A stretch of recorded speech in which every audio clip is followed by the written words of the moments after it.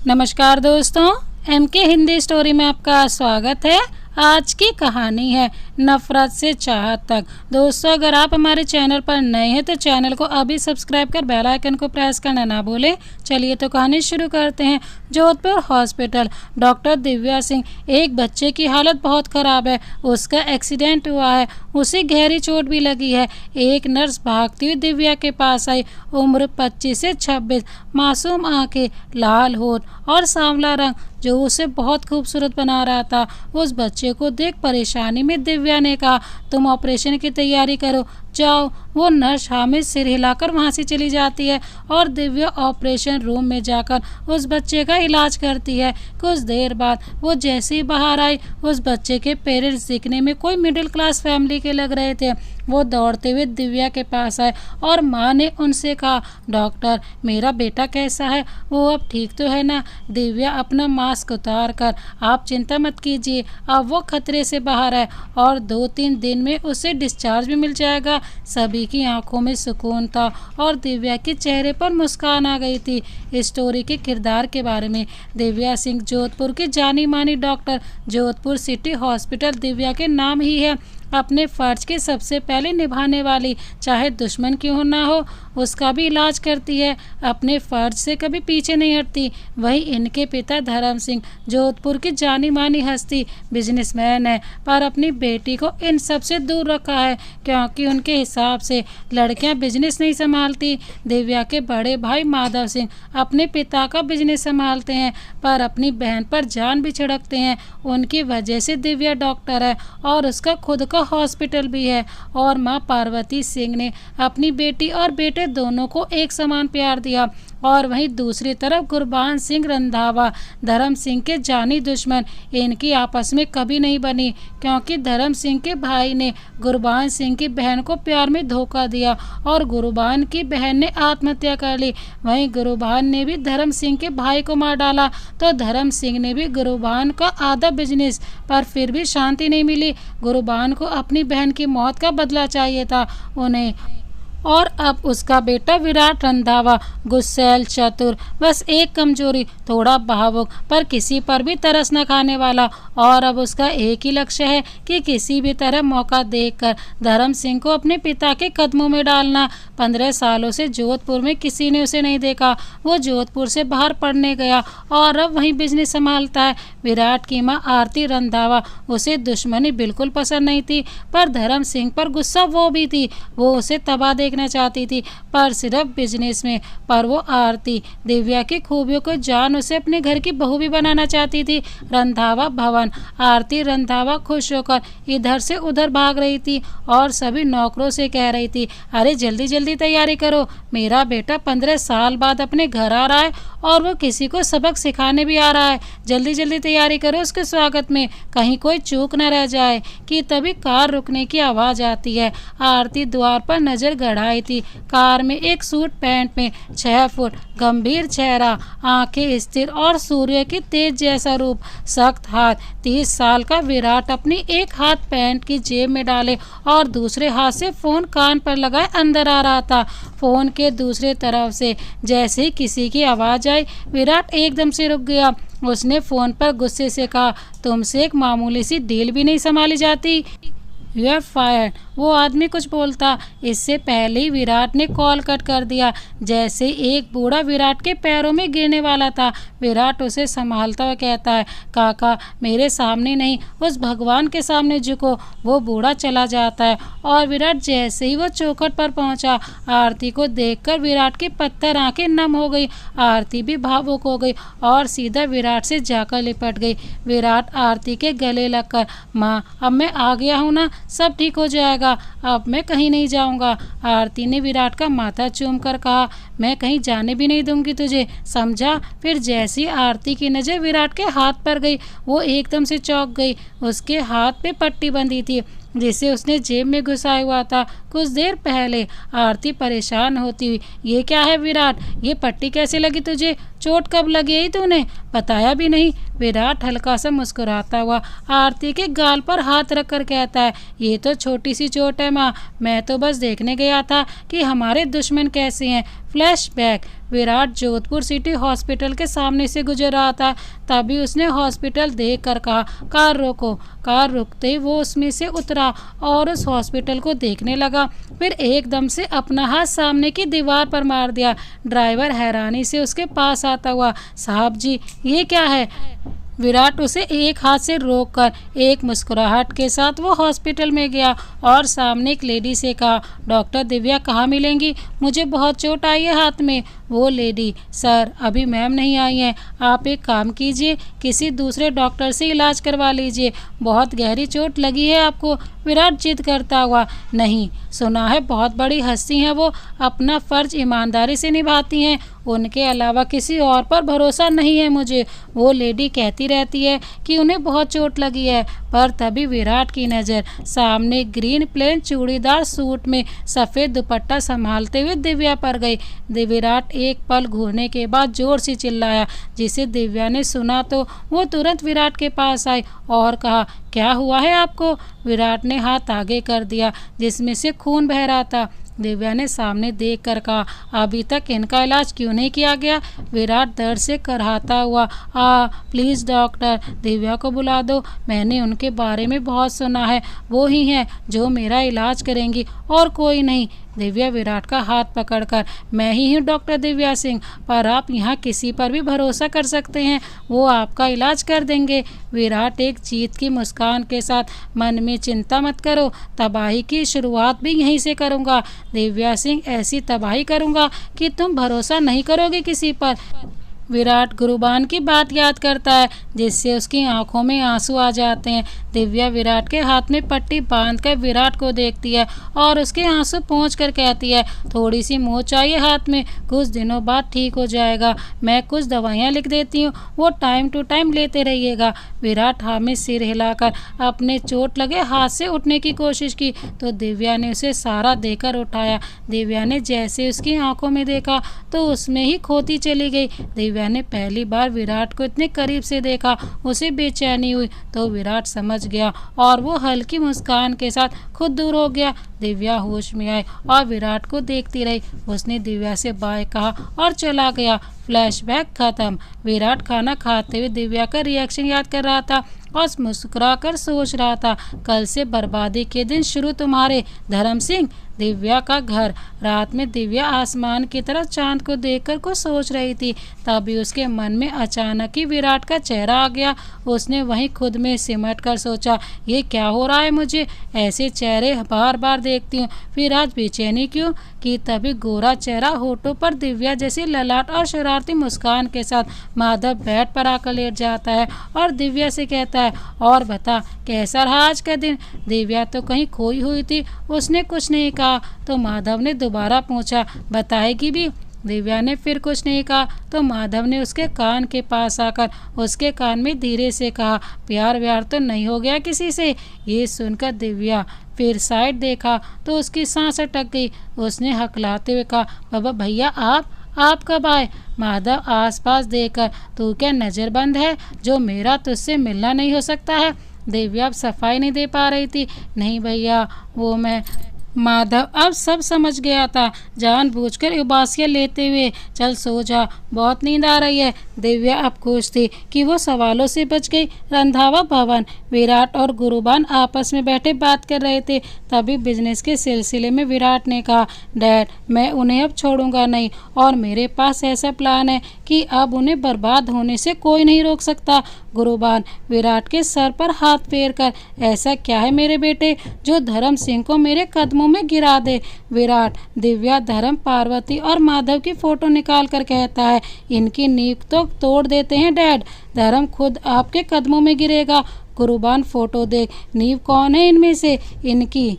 विराट दो फोटो उठा देखता हुआ, माधव सिंह और उसकी कमजोरी है दिव्या सिंह। तो पहले दिव्या सिंह को अपने काबू में करना होगा डैड, और इसके लिए मेरे भी पास एक बहुत बढ़िया प्लान है। गुरुबान विराट को देखकर। और वो क्या है विराट? विराट अब दिव्या की फोटो को देखता रहा और उसे अपनी जेब में रख लिया। गुरुबान को समझते देर नहीं लगी, फिर भी उसने विराट को एक शक भरी नज़र से देखा, जैसे गुरुबान उलझन में हो। विराट ने गुरुबान से कहा, आप सही सोच रही हैं, जड़ को तोड़ने के लिए उसकी कमजोरी पर वार करना पड़ता है। गुरुबान विराट को रोककर, पर विराट बिना गुरुबान की बात सुने वहां से चला जाता है। Jodhpur city hospital. दिव्या उसी बच्चे की बोतल्स बदल रही थी और उसका ध्यान रख रही थी। उसकी बोतल बदलने के बाद उसकी पट्टी बदली, उसे बहुत बातें की। तभी एक नर्स वहां आई। नर्स ने दिव्या से कहा, मैम कोई बहुत बड़े बिजनेसमैन आपसे मिलने आए हैं, कल वाले जिसके हाथों में चोट लगी थी और आपने इलाज किया था। दिव्या नर्स से उनसे कहो मैं कुछ देर में आई। नर्स थोड़ा परेशानी में, मैम उन्होंने एक पूरा फ्लोर खाली करा के रखा है आपसे मीटिंग के लिए। कहीं आप अभी नहीं गई तो नए पेशेंट आएंगे, उन्हें हम कहाँ शिफ्ट करेंगे मैम? दिव्या एकदम से उठकर हैरानी में, क्या वो ऐसा कैसे कर सकते हैं? मेरी परमिशन के बिना उन्होंने एक फ्लोर खाली कैसे करवाया और किसी ने कुछ नहीं कहा क्या? नर्स अब थोड़ा डरते हुए, उनके गार्ड्स ने सभी को हटाना शुरू कर दिया तो कोई कुछ बोल नहीं पाया मैम। दिव्या गुस्से में तमतमाती हुई वहां से चली गई। उस फ्लोर पर उसने देखा पूरा फ्लोर खाली है, पूरा शांत माहौल है। दिव्या की पायल की आवाज़ के अलावा कुछ नहीं सुनाई दे रहा था। अब दिव्या थोड़ा घबरा गई, उसे लगा कहीं ये कुछ गलत तो नहीं करेगा ना। तभी दिव्या के पीछे विराट ने एक गंभीर चेहरे के साथ दिव्या का कंधा थपथपाया। वो एकदम से पीछे पलटी। विराट ने हल्का मुस्कुराते हुए कहा, डॉक्टर दिव्या आप तो खामखा डर रही हैं, चलिए बैठकर बातें करते हैं। विराट दिव्या के कैबिन में जाता है। दिव्या भी वहां आकर विराट से कहती है, देखिए आप ऐसा। विराट अपना हाथ आगे कर, माई सेल्फ विराट। पर दिव्या को कोई इंटरेस्ट नहीं दिखाया। विराट ने अपना हाथ पीछे खींचा तो दिव्या ने कहा, आपको जो कहना है जल्दी कहिए, क्योंकि बहुत से पेशेंट इंतजार कर रहे हैं, उन्हें यहाँ शिफ्ट करना है। विराट मुस्कुराकर, यही बात तो मुझे आप में सबसे खास लगी है कि अपनी खुशी से ज़्यादा दूसरों की चिंता रहती है आपको। ठीक है, मैं मुद्दे पर आता हूँ। तो बात यह है कि मुझे आपसे कुछ बिजनेस के बारे में बात करनी थी। आई मीन इस हॉस्पिटल की मुझे भी आपसे डील करनी है, और आपसे बिजनेस कौन नहीं करना चाहेगा भला। इसीलिए मैं चाहता हूँ कि आप मेडिकल की फैसिलिटी हमें दे दें। जो भी मेडिसिन बनेगी वो हमारी कंपनी बनाएगी। तो काम कब से शुरू करें हम, बताइए। दिव्या मन में ये चाहते क्या हैं आखिर? विराट को अभी भी गुस्से में देखती हुई दिव्या ने कहा, एक तो आपने बिना मेरी मर्जी के पूरा फ्लोर खाली करवा दिया, और अब ये सब क्या है? आप बता रहे हैं या पूछ रहे हैं? विराट उठ गया तो दिव्या को भी उठना पड़ा। उसे लगा वो जा रहा है, पर वो दिव्या के पास आकर एक साइड घूमते हुए कहता है, उसके लिए सॉरी, बट मैं शांत माहौल में मीटिंग करता हूँ, इसीलिए ये करना पड़ा। इस डील में आपका ही फ़ायदा है। हम दवाइयाँ सस्ती सप्लाई करेंगे। हमारी कंपनी कोई इंग्लिश धंधा भी नहीं करती और उसमें ज़्यादा नुकसान भी नहीं है, सब गारंटी के साथ है। वैसे यहाँ के फाउंडर से मैं बात कर चुका हूँ, उन्हें मेरा प्रस्ताव अच्छा लगा। उन्होंने कहा कि एक बार आपसे बात कर लूँ, इसीलिए आया हूँ। कोई नहीं, मैं चलता हूँ, अब जो भी आप बता दीजिएगा। दिव्या मन में, भैया ने बात की है तो ठीक ही होगा, पर प्रूफ के बिना मैं हाँ नहीं कहूँगी। पर विराट को रोक कर कहती है, रुकिए। विराट के चेहरे से ऐसा लगा कि उसे पता है कि क्या होने वाला है। दिव्या, आपके पास आईडी या फिर फाउंडर के सिग्नेचर किए पेपर्स हैं जिससे मुझे पता चल सके? विराट मन में, आईडी दिखाए तो पता लगते देर नहीं लगेगी, और ये मुझे कभी भी यहाँ का पार्टनर नहीं बनाएगी, पर सिग्नेचर तो दिखा ही सकता हूँ। थैंक यू डैड, जो डुप्लीकेट सिग्नेचर बनवा लिए। दिव्या विराट के आगे हाथ फेर कर, मिस्टर विराट क्या हुआ आपको? मैंने पेपर्स मांगे हैं आपसे। विराट होश में आकर, हाँ पेपर सभी देता हूँ। फिर अपने एक आदमी को बुलाकर पेपर्स मंगवाता है। दिव्या पेपर्स देकर, ठीक है, पर कुछ गड़बड़ हुई तो इसकी गारंटी भी आपको लेनी होगी। विराट बिना समय गंवाए हाँ बोल देता है, और एक जीत की मुस्कान उसके चेहरे पर होती है जो दिव्या को बेचैन कर रही थी। विराट ने हाथ आगे किया और कहा, अब तो हम हाथ मिला सकते हैं ना? दिव्या ने जैसे विराट से हाथ मिलाया, दिव्या को छूने से ही विराट के अंदर एक सिरन सी बैठ गई। जो उसके चेहरे पर साफ झलक रही थी। विराट खुश था और बेचैन भी। तो दूसरी ओर दिव्या को एक अजीब अनहोनी का डर था। दिव्या हाथ छुड़ा कर जाने लगी, पर विराट बीच में से ही नहीं हटा, तो दिव्या को उसके करीब से ही जाना पड़ा। दिव्या के बालों की खुशबू से विराट अब बेकाबू भी हो रहा था। उसका हाथ बार बार दिव्या के सर पर जाता और फिर रुक जाता। विराट 2 कदम पीछे हुआ और दिव्या वहां से चली गई। और अब एक गहरी सांस के साथ दिव्या के जाने के बाद विराट बड़बड़ाया, शाम दाम दंड भेद, जो इस्तेमाल करना पड़े वो करूँगा, पर तुम्हारे बाप को खून के आंसू न रुलाए ना, तो मेरा नाम भी विराट रंधावा नहीं। सेक्रेटरी ने डायलॉग खराब कर दिया। तो सर क्या नाम रखेंगे आप अपना? विराट गुस्से में सेक्रेटरी से, नाम छोड़ो, सोच रहा हूँ तुम्हें प्रमोशन दे दूँ। सेक्रेटरी खुश होकर, क्या सर सच्ची आप मेरी सैलरी बढ़ा रहे हो? कब? विराट उस सेक्रेटरी की तरफ देखकर, सैलरी नहीं वर्क प्रमोशन। आज से मेरे आधे नहीं सारे काम तुम करना। एक आदमी बीच में विराट से, इसने बीच में बोला, इसीलिए इसकी सजा है। विराट उसके तरफ देखकर, नहीं ये शार्प माइंड है इसीलिए, और तुम इसकी मदद भी करना काम कराने में। वो आदमी, मैं क्यों? विराट जाता हुआ, तुमने बीच में बोला इसीलिए ये तुम्हारी सजा है। विराट वहाँ से चला गया और अब सेक्रेटरी उस आदमी को देखकर हंस रहा था और उस आदमी का मुंह लटक गया था। विराट का कैबिन। विराट कुर्सी में सर टिकाए था। तभी सेक्रेटरी के मन में सवाल आया। विराट वैसे टिके ही, मेरी जान मत खाना, जो सवाल है सीधे सीधे पूछो। सेक्रेटरी थोड़ा झिझक कर बोला, सर वो डॉक्टर दिव्या जितनी भोली है ना, उतनी बेवकूफ़ भी है, इतनी आसानी से बातों में आ गई। विराट वैसे ही सर टिका, हाँ हाँ, वो जितनी भोली दिखती है उससे 1 कदम आगे है। सिग्नेचर दिखाकर हमने उसका ध्यान बटाया है, उसे बेवकूफ़ नहीं बनाया। सेक्रेटरी, कुछ समझा नहीं? मतलब सर? विराट, मतलब अभी तो वो ये सोच रही होगी कि मुझे वहाँ से बाहर कैसे निकलना है। कुछ लड़कियाँ होती हैं जो सही समय देखकर अपना बचाव करती हैं। पहले दिव्या को डर था कि कहीं उसने मना किया तो मैं उसके साथ कुछ गलत ना कर दूँ, इसीलिए उसने अपनी चाल बदली और मेरी बात आसानी से मान ली, और हमने उसे सिग्नेचर में भी उलझा दिया था, और इसी चक्कर में वो आईडी मांगना भूल गई। सेक्रेटरी, कहीं उसने अपने भाई से पूछा तो? विराट एक गहरी सांस लेकर, तुम्हें मुझ पर भरोसा नहीं है क्या? मुझे बस 15 दिन चाहिए, पूरी प्लानिंग की है मैंने। उससे मिलने से पहले ही वो अपने भाई को देख भी नहीं पाएगी। सब सेट कर दिया है मैंने, समझे? विराट सोचने लगता है कि किस तरह से उसने माधव को अपनी बातों से उलझाया था। माधव का कैबिन। माधव फाइल चेक कर रहा था और सामने बैठे आदमी से कह रहा था, ये क्या है? हमारी मुंबई वाली ब्रांच में वर्कर्स ने स्ट्राइक कर लिया है। सामने बैठा आदमी वही था जो विराट के सेक्रेटरी का मजाक बना रहा था।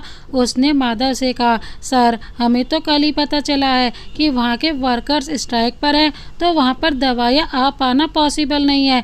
माधव गुस्से से उस आदमी को घूरते हुए, अब जोधपुर हॉस्पिटल में दवाइयाँ कैसे सप्लाई होंगी? वो आदमी, सर मैंने देखा है मुंबई का माहौल बहुत गर्म है, 15 दिन से ज़्यादा लग जाएंगे आपको। इसीलिए एक सजेशन देता हूँ कि थोड़े दिन के लिए आप किसी दूसरी कंपनी से बात करें, ताकि हॉस्पिटल में दवाइयाँ पहुँच सके और उन मरीजों का इलाज हो सके। अब बिजनेस में आम जनता क्यों पिसे सर? माधव को सोचकर, तुम सही कह रहे हो, और मुंबई की जनता है तो पता नहीं टाइम भी बहुत लग सकता है। मिस्टर बत्रा से बात करो और उन्हें कॉन्ट्रैक्ट दे दो। आदमी अपनी चाल उल्टी पड़ता देख, सर सभी ने अपनी मेडिसिन के प्राइस बढ़ा लिए हैं। आपकी मुंबई वाली कंपनी की स्ट्राइक की खबर सुनकर अब तो अपनों ने भी धोखा दे दिया है। पर विराट रजावत है, उनकी कंपनी सस्ती दवाइयाँ और गारंटी के साथ दवाइयाँ बेचती है सर। माधव एक सुकून के साथ, फाइल बंद कर, तुम यहाँ 5 सालों से काम कर रहे हो, मेरा एक भी लॉस नहीं होने दिया, आज भी वही भरोसा और दृढ़ कर दिया। Thank you. उनसे आईडी और कुछ डॉक्यूमेंट्स पर साइन मांग लेना, वो ज़रूरी है, ठीक है? और अभी मुझे एक सैंपल चाहिए उनकी कंपनी का, वो चेक करके मैं कंफर्म करता हूँ। And again thanks a lot. वो आदमी, अरे सर आप मुझे शर्मिंदा कर रहे हैं, आपका और बड़े सर का भरोसा मुझ पर है, यही काफ़ी है। आप हमारे माई बाप हो, आपके नमक का कर्ज नहीं चुकाएंगे तो क्या दुश्मनी के नमक का कर्ज चुकाएंगे। अब आपको जल्दी मुंबई जाना चाहिए।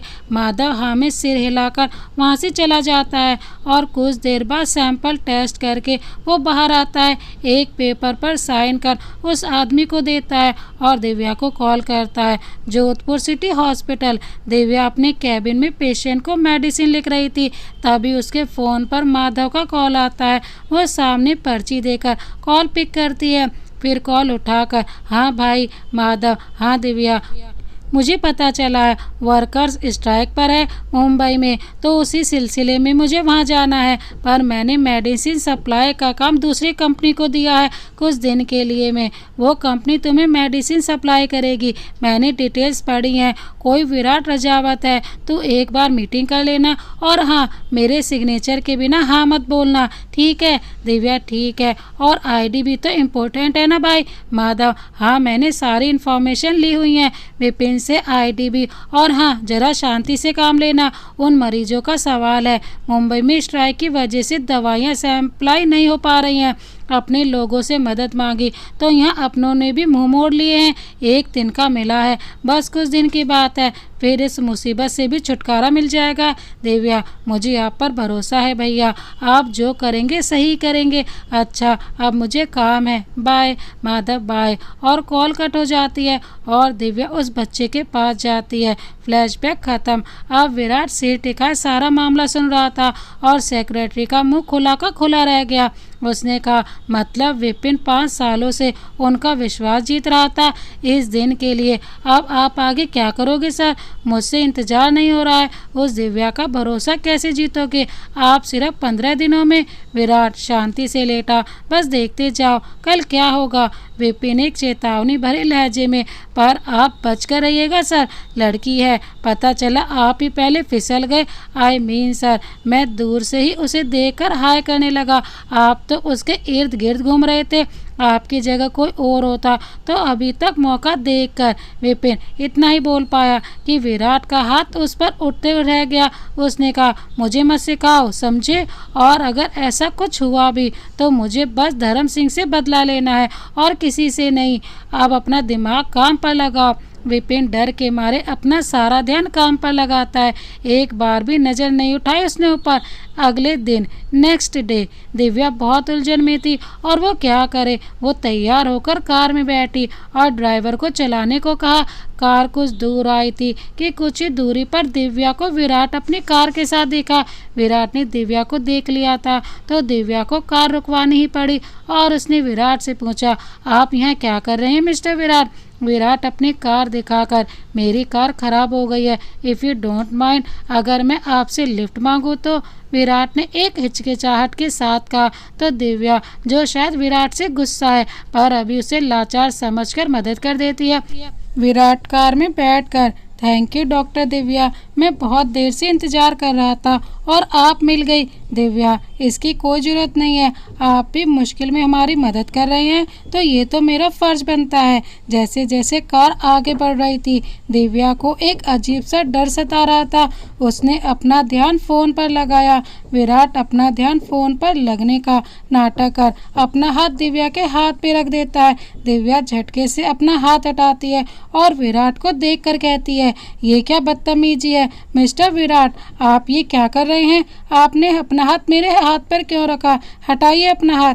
विराट अपना फ़ोन नीचे कर, सॉरी वो मेरा ध्यान फ़ोन पर था। हॉस्पिटल पर कार रुकते ही गुस्से से भरी दिव्या कार से उतरी और अंदर गई। अब उसे यकीन हो गया था कि विराट सही नहीं है। विराट दिव्या के पीछे पीछे जाता है, ग्राउंड में ही वो दिव्या के पीछे जाता है कि तभी विराट अपने फ़ोन में कहता है, अब भेज दो, कि तभी एक एम्बुलेंस अंदर दिव्या की तरफ बढ़ रही थी। दिव्या पीछे देखती है, एम्बुलेंस ज़्यादा दूर नहीं थी, उससे वो कहीं जाती उससे पहले विराट ने उसका हाथ पकड़कर अपनी ओर खींच लिया। दिव्या और विराट एक तरफ घास पर गिर जाते हैं। दिव्या विराट के ऊपर थी और उसका दुपट्टा उन दोनों के सर पर था। दोनों ही उठते हैं। दिव्या ने विराट से कहा, थैंक यू। विराट अपनी कोहनी पकड़कर दिव्या का डायलॉग मार, कोई बात नहीं, ये तो मेरा फर्ज था। दिव्या देखती है कि विराट अपनी कोहनी को पकड़े है। उसने कहा, आप अंदर आइए। विराट के अंदर आते ही दिव्या उसे एक चेयर पर बैठने का इशारा करती है। विराट बैठ जाता है पर उसे कुछ समझ नहीं आया। दिव्या ने कहा, अपना कोट उतारिए। विराट चौंक कर मन में सोचता है, ये तो मुझसे भी तेज निकली। फिर दिव्या से, देखिए मैं एक शरीफ घराने से हूँ। वो मैं दिव्या अपने दांत पीसते हुए, मैंने आपका हाथ चेक करने के लिए ऐसा बोला है। कोट उतारे बिना मुझे पता नहीं लगेगा कि कहाँ चोट आई है आपको। विराट समझ चुका था और चुपचाप से अपना कोट आराम से उतारा और हाथ दिव्या के पास किया। दिव्या ने देखा हाथ में हल्की सी मोच है। उसने थोड़ा सा हाथ झटका और वो ठीक हो गई। विराट ने अपना हाथ देखा, वो ठीक है। उसने कहा, मैं इस हॉस्पिटल में 2 बार आया और दोनों बार ही ये हाल हुआ लगता है आपको, और इस हॉस्पिटल को मुझसे कोई दुश्मनी है क्या? पर एक बात तो कहनी पड़ेगी कि आपके हाथों में तो जादू है, जो मेरी चोट को छूते ही जख्म गायब हो जाते हैं। दिव्या एकदम से विराट को देखती है, फिर कहती है, जी दुश्मनी का तो पता नहीं, पर दोस्ती जरूर ऐसे हालातों में हुई है। कभी कभी आप पर शक होता है। फिर एक पर्ची आगे बढ़ाकर, ये लीजिए आपके दूसरे जख्म की दवा, भगवान करे यहाँ आपको दोबारा ना आना पड़े। विराट पर्ची लेता हुआ, अगर आपको देखने का मौका मिले तो मैं मर भी जाऊं, क्योंकि आपको देखकर तो जन्नत वैसे ही मिल जानी है। फिर विराट उस पर्ची को किस कर कर जाने लगता है। दिव्या मन में, इससे दूर रहना होगा, बस कुछ दिन की बात है। दिव्या, भाई आ जाए तब सब ठीक हो जाएगा, लेकिन अभी तो इनके काम में कोई खोट नहीं है, आगे देखते हैं। विराट रजावत, अब हमारी ज़्यादा मुलाकात नहीं होगी। विराट के जाने के बाद दिव्या अपनी चेयर पर बैठ जाती है। तभी दिव्या के फ़ोन पर माधव का कॉल आता है। दिव्या झट से कॉल उठाती है। हेलो भाई, वहाँ सब ठीक तो है ना? कोई दिक्कत तो नहीं है ना वहाँ पर? और आप ठीक हैं? माधव, अरे अरे आराम से, मैं अभी होटल पर रुका हुआ हूँ, यहाँ सब ठीक है और मैं भी ठीक हूँ, टाइम से पहुँच भी गया हूँ। जल्दी तैयार होकर जाना है मुझे, फिर वहाँ के मैनेजर से बात करनी है। तो बता, सब ठीक है ना? दिव्या, हाँ यहाँ सब ठीक है भाई, आप अपना ख्याल रखना और टाइम पर नाश्ता कर लिया ना? माधव, अरे हाँ पगली, कर लिया है मैंने नाश्ता और ख्याल भी अच्छे से रख रहा हूँ अपना। वैसे विराट ने बताया कि वो कब सप्लाई करने वाला है मेडिसिन? दिव्या अपना सर पीट कर, नहीं भाई, मैं तो इतने भूल ही गई पूछना। माधव, मैं विपिन से बोलकर उसका नंबर तुझे सेंड करवाता हूँ। दिव्या, रहने दो ना भाई, कल पूछ लूँगी। वैसे भी मुझे वो कुछ ठीक नहीं लगता, मतलब थोड़ा सिरफिरा सा लगता है, हाफ माइंड। माधव, क्यों, उसने कुछ किया है क्या तेरे साथ? बता। दिव्या के साथ जो जो घटा सब बताती है। तो माधव कहता है, बेटा तू गलत मत सहा कर, लिफ्ट नहीं देनी थी तो मना कर देना था, और अगर वो थोड़ी सी भी चालाकी करे तो धर भी देती, कुछ नहीं बिगड़ता, और बिगड़ता तो मैं संभाल लेता। दिव्या, नहीं भाई, आप मेरे लिए इतनी मेहनत कर रहे हो, मेरा भी तो हक है ना कि आपकी प्रॉब्लम कम करूं, ना कि बढ़ाऊं। अब वो नाराज हो जाते तो आखिरी उम्मीद भी टूट जाती। बस कुछ दिन की बात है, फिर तो सब ठीक हो ही जाना है, और ज़्यादा प्रॉब्लम बिगड़ी तो मैं संभाल लेती, और अब जल्दी ही सारी प्रॉब्लम सॉल्व करके आ जाना वहाँ से। माधव, फिर अपनी गुड़िया के लिए एक प्यारा सा दूल्हा भी तो ढूंढना है। दिव्या, भैया मुझे भगाने की इतनी जल्दी है तो बोल दो ना, चली जाऊंगी, परेशान भी नहीं करूंगी आपको। माधव, अरे तू तो बुरा मान गई, सॉरी। दिव्या, एक शर्त पर। माधव, क्या हुक्म है मेरे आका? दिव्या, मुझसे पहले आप शादी करोगे। माधव, चल ठीक है, तू कोई ढूंढ देना बस। खुश अब? दिव्या, हाँ खुश, बाय। माधव, अच्छा ठीक है, बाय। दिव्या कॉल कट करते ही वो अपने काम पर लग जाती है। तीसरे दिन दिव्या ने विराट से वो दवाइयाँ भी रखवा दी। इसी बहाने विराट ने दिव्या को कॉफ़ी पर बुलाया, पर दिव्या को काम होने के कारण उसने मना कर दिया। पर विराट ने कहा कि वो इंतज़ार करेगा। दिव्या ने ज़्यादा ध्यान नहीं दिया। कॉफ़ी शॉप पर इंतज़ार करता विराट अब बोर हो रहा था, और उसे गुस्सा भी आ रहा था कि दिव्या थोड़ा भी भाव नहीं दे रही उसे। विराट वहाँ से उठकर दिव्या के कैबिन में गया और कहा, दिव्या, मैंने कहा था ना कि आप मेरे साथ कॉफ़ी पर आ रही हैं। दिव्या रिपोर्ट साइड रखकर, मैंने भी कहा था ना कि मैं नहीं आ पाऊंगी, आज काम है ज़्यादा। विराट की प्लानिंग पहली बार उल्टी पड़ रही थी, इसीलिए वो दिव्या को घूरा, फिर शांति से बैठता हुआ, ठीक है मैं भी यहीं रहूँगा और जब तक आप कॉफ़ी के लिए नहीं मानती है मैं यहाँ से नहीं जाऊँगा। दिव्या जाती हुई, अजीब ज़बरदस्ती है, ठीक है यहीं रहिए आप, मैं जाती हूँ, बहुत थक चुकी हूँ मैं। विराट अभी भी खुद को शांत करता हुआ, दिव्या का रास्ता रोक, ना ही आप जाएंगी ना ही मैं, और जाएंगे भी तो दोनों साथ में जाएंगे, वो भी कॉफ़ी शॉप। दिव्या विराट को हटाती हुई, ना का मतलब ना होता है, आप समझते नहीं हैं, और एक कॉफ़ी की ही तो बात है, बाद में चलेंगे। दिव्या जा रही होती है कि विराट अब गुस्से में दिव्या का हाथ पकड़कर उसे दीवार से टिकाता हुआ, और मुझे ना पसंद नहीं है, हम दोनों चल रहे हैं, मतलब चल रहे हैं। दिव्या विराट को धक्का देते हुए, दूर हटो मुझसे, तुम्हारी हिम्मत कैसे हुई, छोड़ो मुझे। विराट दिव्या को और मजबूती से पकड़कर, मेरी हिम्मत देखी नहीं है तुमने, तुम ऐसी पहली हो जिसने मुझे मना किया है, मैं एक और आखिरी बार पूछ रहा हूँ, हाँ या ना। विराट दिव्या के सर पर अपना सर टिकाकर, ना।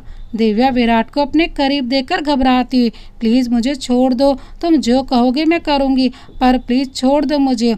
विराट दिव्या से दूर होकर उसका हाथ पकड़ लेकर जाता है कॉफ़ी शॉप। दिव्या अभी भी डरी हुई थी तो विराट उसका हाथ थाम कर प्यार से कहता है, तुम अभी भी डरी हुई हो ना मेरी वजह से, सॉरी, अगली बार से ऐसा कुछ नहीं करूँगा। दिव्या ने अपना हाथ छुड़ाया और कॉफ़ी आने के बाद अपने कप हाथों से उठाया और पीने लगी, और विराट भी मुस्कुराकर उसे देखकर कॉफ़ी पीते हुए सोचता है, यही डर मुझे सुकून देता है डॉक्टर दिव्या सिंह, यही डर धर्म सिंह के चेहरे पर होगा। दिव्या कॉफ़ी पीने के बाद जाने लगती है तो विराट कहता है, तुम थोड़ी देर रुको, मैं बिल पे करके आता हूँ, साथ में चलेंगे दोनों, ठीक है ना, यहीं बैठना तब तक। दिव्या वहीं बैठी रहती है और विराट बिल पे करने चला गया। तभी 3 लड़के वहां आए और एक लड़का दिव्या के बाल छूता हुआ, क्या हुआ, हमारे साथ भी थोड़ी कॉफ़ी पी लो। दिव्या पहले ही डरी हुई थी, इन लोगों ने उसे और डरा दिया था। उसने उस लड़के का हाथ हटाया तो उसने उसका हाथ पकड़ लिया, तभी उन्हें एक मुक्का पड़ा जो विराट ने दिया था, उन लड़कों को जमीन पर जाकर गिरा दिया। फिर 2 लड़के जैसे विराट के पास बढ़े, विराट ने घूरते हुए उसे रोका।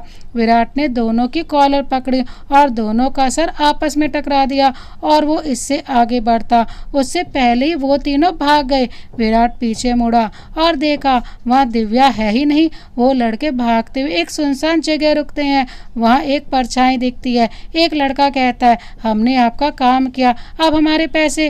परछाई के बाहर आते उसका चेहरा दिखा, वो कोई और नहीं विपिन था। उसने उनकी तरफ 3 नोटों की गड्डी फेंकी और चला गया। दिव्या वापस कैबिन में आकर दरवाजा बंद कर दिया। विराट दिव्या के कैबिन के बाहर, दिव्या दरवाजा खोलो, दिव्या मुझे बात करनी है तुमसे। पर दिव्या दरवाजा न खोलकर उससे टिक कर बैठ कर रोने लगती है और विराट भी कुछ देर बाद वहाँ से चला जाता है दिव्या का घर। दिव्या खाना खा रही होती है, तभी पार्वती दिव्या का उतरा चेहरा देखकर, क्या हुआ है बेटा, आज तेरा मूड क्यों खराब है। दिव्या पार्वती से, नहीं माँ कुछ नहीं, वो बस काम की चिंता थी इसीलिए। तभी धर्म सिंह वहाँ आकर, दिव्या कल से तुम हॉस्पिटल नहीं जाओगी। दिव्या मन में, कहीं इन्हें सब पता तो नहीं चल गया, फिर मैं अपना काम कैसे पूरा करूंगी। इस विराट ने तो मेरा बाहर निकलना मुश्किल कर दिया है। फिर धर्म सिंह से, क्यों पापा क्या हुआ। धर्म सिंह, क्या हुआ क्या, माधव घर पर नहीं है, ऐसे में अगर कुछ तुम्हारे साथ। पार्वती घबराहट में, ऐसा क्यों कह रहे हैं आप, शुभ शुभ बोलिए जी, हमारी बेटी को कुछ नहीं होगा। धर्म सिंह, कुछ ना हो इसीलिए बोल रहा हूँ, मैंने सुना है कि रंधावा का बेटा अपने घर वापस आ गया है, इसीलिए बोल रहा हूँ, वो हमसे बदला लेने के लिए कुछ भी कर सकता है। दिव्या, गलत भी तो हम ही है ना पापा। धर्म, हाँ, पर हम उनसे रिश्ता जोड़ने को तैयार थे, पर उससे पहले ही खबर मिली कि गुरुबान की बहन नहीं रही, तुम यहीं रहना, अगर ज़रूरी है तो ही जाना। दिव्या हाँ में सर हिलाती है। नेक्स्ट डे जैसे ही विराट को पता चलता है कि वो गुंडे विपिन ने भेजे थे, वो अपने कैबिन जाकर उसे 4 गाल पर खींच के देता है। विपिन के मुंह से खून निकलने लगता है। वो कहता है, सर मैं तो आपका काम आसान बना रहा था, आपने उल्टा मुझे मार दिया। विराट विपिन की कॉलर पकड़कर, तो क्या करूं तेरे साथ में? मैं अपना बदला किसी की इज्जत के साथ खेलकर नहीं लेना चाहता। हाँ, मेरा प्लान है धर्म सिंह को सड़क पर लाना और उसके परिवार को चोट पहुंचाना, किसी इज्जत के साथ खेलना नहीं। विपिन, तो फिर कल जो आपने दिव्या के साथ किया वो क्या था? क्या वो भी प्लानिंग का हिस्सा था? उसे जबरदस्ती छूना और कॉफ़ी पर लाना? विराट ने विपिन का कॉलर छोड़ा और उस बारे में सोचने लग गया कि उसे कल हो क्या गया था। वो बिना विपिन की बात पर ध्यान दिए वहाँ से चला गया। Jodhpur city hospital. Virat hospital आया पर वहाँ दिव्या नहीं थी। ऐसा कुछ दिन चलता रहा। अब सिर्फ विराट 7 दिन बचे हैं। वो क्या करे? विराट को कुछ समझ नहीं आ रहा था। उसकी सारी चालें उल्टी पड़ रही थी। एक दिन जैसे दिव्या को जरूरी काम के लिए बुलाया गया, दिव्या वहां गई और उन सभी का इलाज करने के बाद वो सभी को मेडिसिन लिख देती है। आखिरी पेशेंट के बाद जैसे ही वो जाने लगी, विराट अंदर आया और दरवाज़ा बंद कर दिया। दिव्या चौंक कर विराट से, ये क्या है मिस्टर विराट, आप यहाँ क्या कर रहे हैं? विराट दिव्या के पास आकर मुंह बंद कर दीवार से टिकाता है और कहता है, पहले मेरी बात सुनोगी। दिव्या विराट के सीने पर मुक्के मारने लगती है, पर विराट को इस बार दिव्या को देखकर गुस्सा नहीं आ रहा था। वो मुस्कुरा रहा था। कुछ देर देखने के बाद विराट अपने आप से, ये क्या हो गया है तुझे? तू सिर्फ अपना मकसद पूरा करने आया है और कुछ नहीं। विराट अपनी जेब से एक रिंग निकालता है और दिव्या के मुंह से हाथ हटाकर उसके सामने घुटनों पर बैठकर दिव्या से कहता है, दिव्या, मैंने जब से तुम्हें देखा है पागल सा हो गया हूँ। तुम्हें नहीं देखता तो अजीब सा लगता है। मैं तुमसे अपने दिल की बात कहना चाहता हूँ। I love you Divya. मैं तुमसे शादी करना चाहता हूँ। क्या तुम मेरी लाइफ पार्टनर बनकर मेरी ज़िंदगी की हमसफ़र बनोगी? दिव्या अपने सामने विराट को घुटनों के बल बैठा देखकर हैरान थी। उसने ना में सिर हिलाकर कहा, नहीं विराट, मैं आपसे प्यार नहीं करती। विराट खड़ा होकर दिव्या का हाथ पकड़कर, तो फिर मुझे चोट लगने पर क्यों हर बार मेरा इलाज करती हो? उस वक्त मैंने तुम्हें कार में हाथ लगाया था, फिर भी मेरा इलाज किया। दिव्या अपना हाथ छोड़ाकर, पहली बात, आपने मेरी जान बचाई थी। दूसरी, क्योंकि आपकी जगह कोई भी होता तो मैं वही करती। विराट, मैं अपने पर्सनल दुश्मनी के लिए अपने फ़र्ज को नहीं भूल सकती। विराट दिव्या को अपनी तरफ खींचकर उसके चेहरे पर हाथ रखकर, तो मैं ऐसा क्या करूं कि तुम्हें भी मुझसे प्यार हो जाए? बताओ मुझे। दिव्या विराट का हाथ झटक कर उसे धक्का देते हुए, मेरा पीछा छोड़ दो विराट, मैं तुमसे प्यार नहीं करती और ना ही करूँगी, समझे? और दिव्या वहाँ से अपने आंसू पोंछते हुए चली जाती है। विराट सोचता है, अब क्या करना है मुझे पता है, ये इतनी आसानी से हाथ नहीं आएगी। अब मेरे पास ज़्यादा दिन भी नहीं है। दिव्या का घर। दिव्या उदास सी अपने कमरे की खिड़की से सर टिकाए बैठी थी। तभी उसके गोद में एक गुलाब आकर गिरता है। वो उस गुलाब को उठाकर नीचे देखती है। विराट हाथों में और भी गुलाब लिए हुए था और एक एक करके फेंक रहा था। उसने दूसरा गुलाब फेंका, फिर दिव्या ने उसका गुलाब उसकी तरफ फेंककर खिड़की बंद कर दी और वो अपने बिस्तर पर जाकर सो गई। नेक्स्ट डे, अगले दिन, दिव्या को खिड़की खटखटाने की आवाज़ आई। दिव्या ने खिड़की की तरफ देखा। वहाँ विराट खड़ा था जो कि उसी की तरफ देख रहा था। दिव्या एकदम से उठी और खिड़की खोली। विराट एकदम से दिव्या के ऊपर गिरा। विराट दिव्या को यूं ही निहार कर मुस्कुरा रहा था जब तक दिव्या ने उसे कमर पर चिमटी न काटी। जैसी दिव्या ने चिमटी काटी, विराट दूर होते हुए, आओ, क्या कर रही हो? दिव्या भी उठकर, आप यहाँ क्या कर रहे हो? सच सच बताओ। विराट दिव्या के करीब आकर, वैसे तो तुम्हें देखने आया था, पर तुम्हारा कुछ और करने का भी मन है तो कर सकती हो। मुझे तो कोई ऐतराज़ नहीं है। दिव्या उसे धक्का देते हुए, शट अप, जाओ यहाँ से। पर विराट वहाँ से ना जाकर रूम में घुसने लगता है। दिव्या उसे देखकर कहती है, क्या कर रहे हो? जाओ यहाँ से। विराट दिव्या को इग्नोर कर पर्दों को देखकर, इन पर्दों को ना येलो कलर का होना चाहिए, मुझे येलो कलर बहुत पसंद है।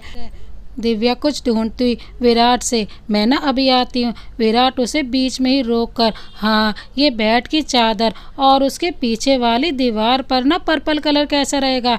दिव्या उसके पास आकर, आप अपने कमरे में जाओ ना, यहाँ क्या कर रहे हो? विराट दिव्या की आंखों में देखकर उसकी तरफ बढ़ते हुए, ये भी तो मेरा घर ही है, मेरा ससुराल, और तुम्हारा कमरा मतलब मेरा कमरा। दिव्या अपने कदम पीछे खींच रही थी, तभी उसका पैर कारपेट में उलझ जाता है। वो गिरने वाली होती है कि विराट उसकी कमर को पकड़कर उसे अपनी बाहों में भर लेता है और उसकी आंखों को देखता रहता है। विराट दिव्या के बाल साइड कर उसके सर पर किस कर लेता है, फिर अपने सीने से लगाए हुए मुस्कुराता है। दिव्या उसे धक्का देती है। विराट होश में आकर चौंक कर दिव्या को देखता है, फिर मन में, ये क्या हो रहा है मुझे, मैं भूलते जा रहा हूँ कि मेरा मकसद क्या है। नहीं नहीं, मेरा मकसद सिर्फ इसे फंसाना है और कुछ नहीं।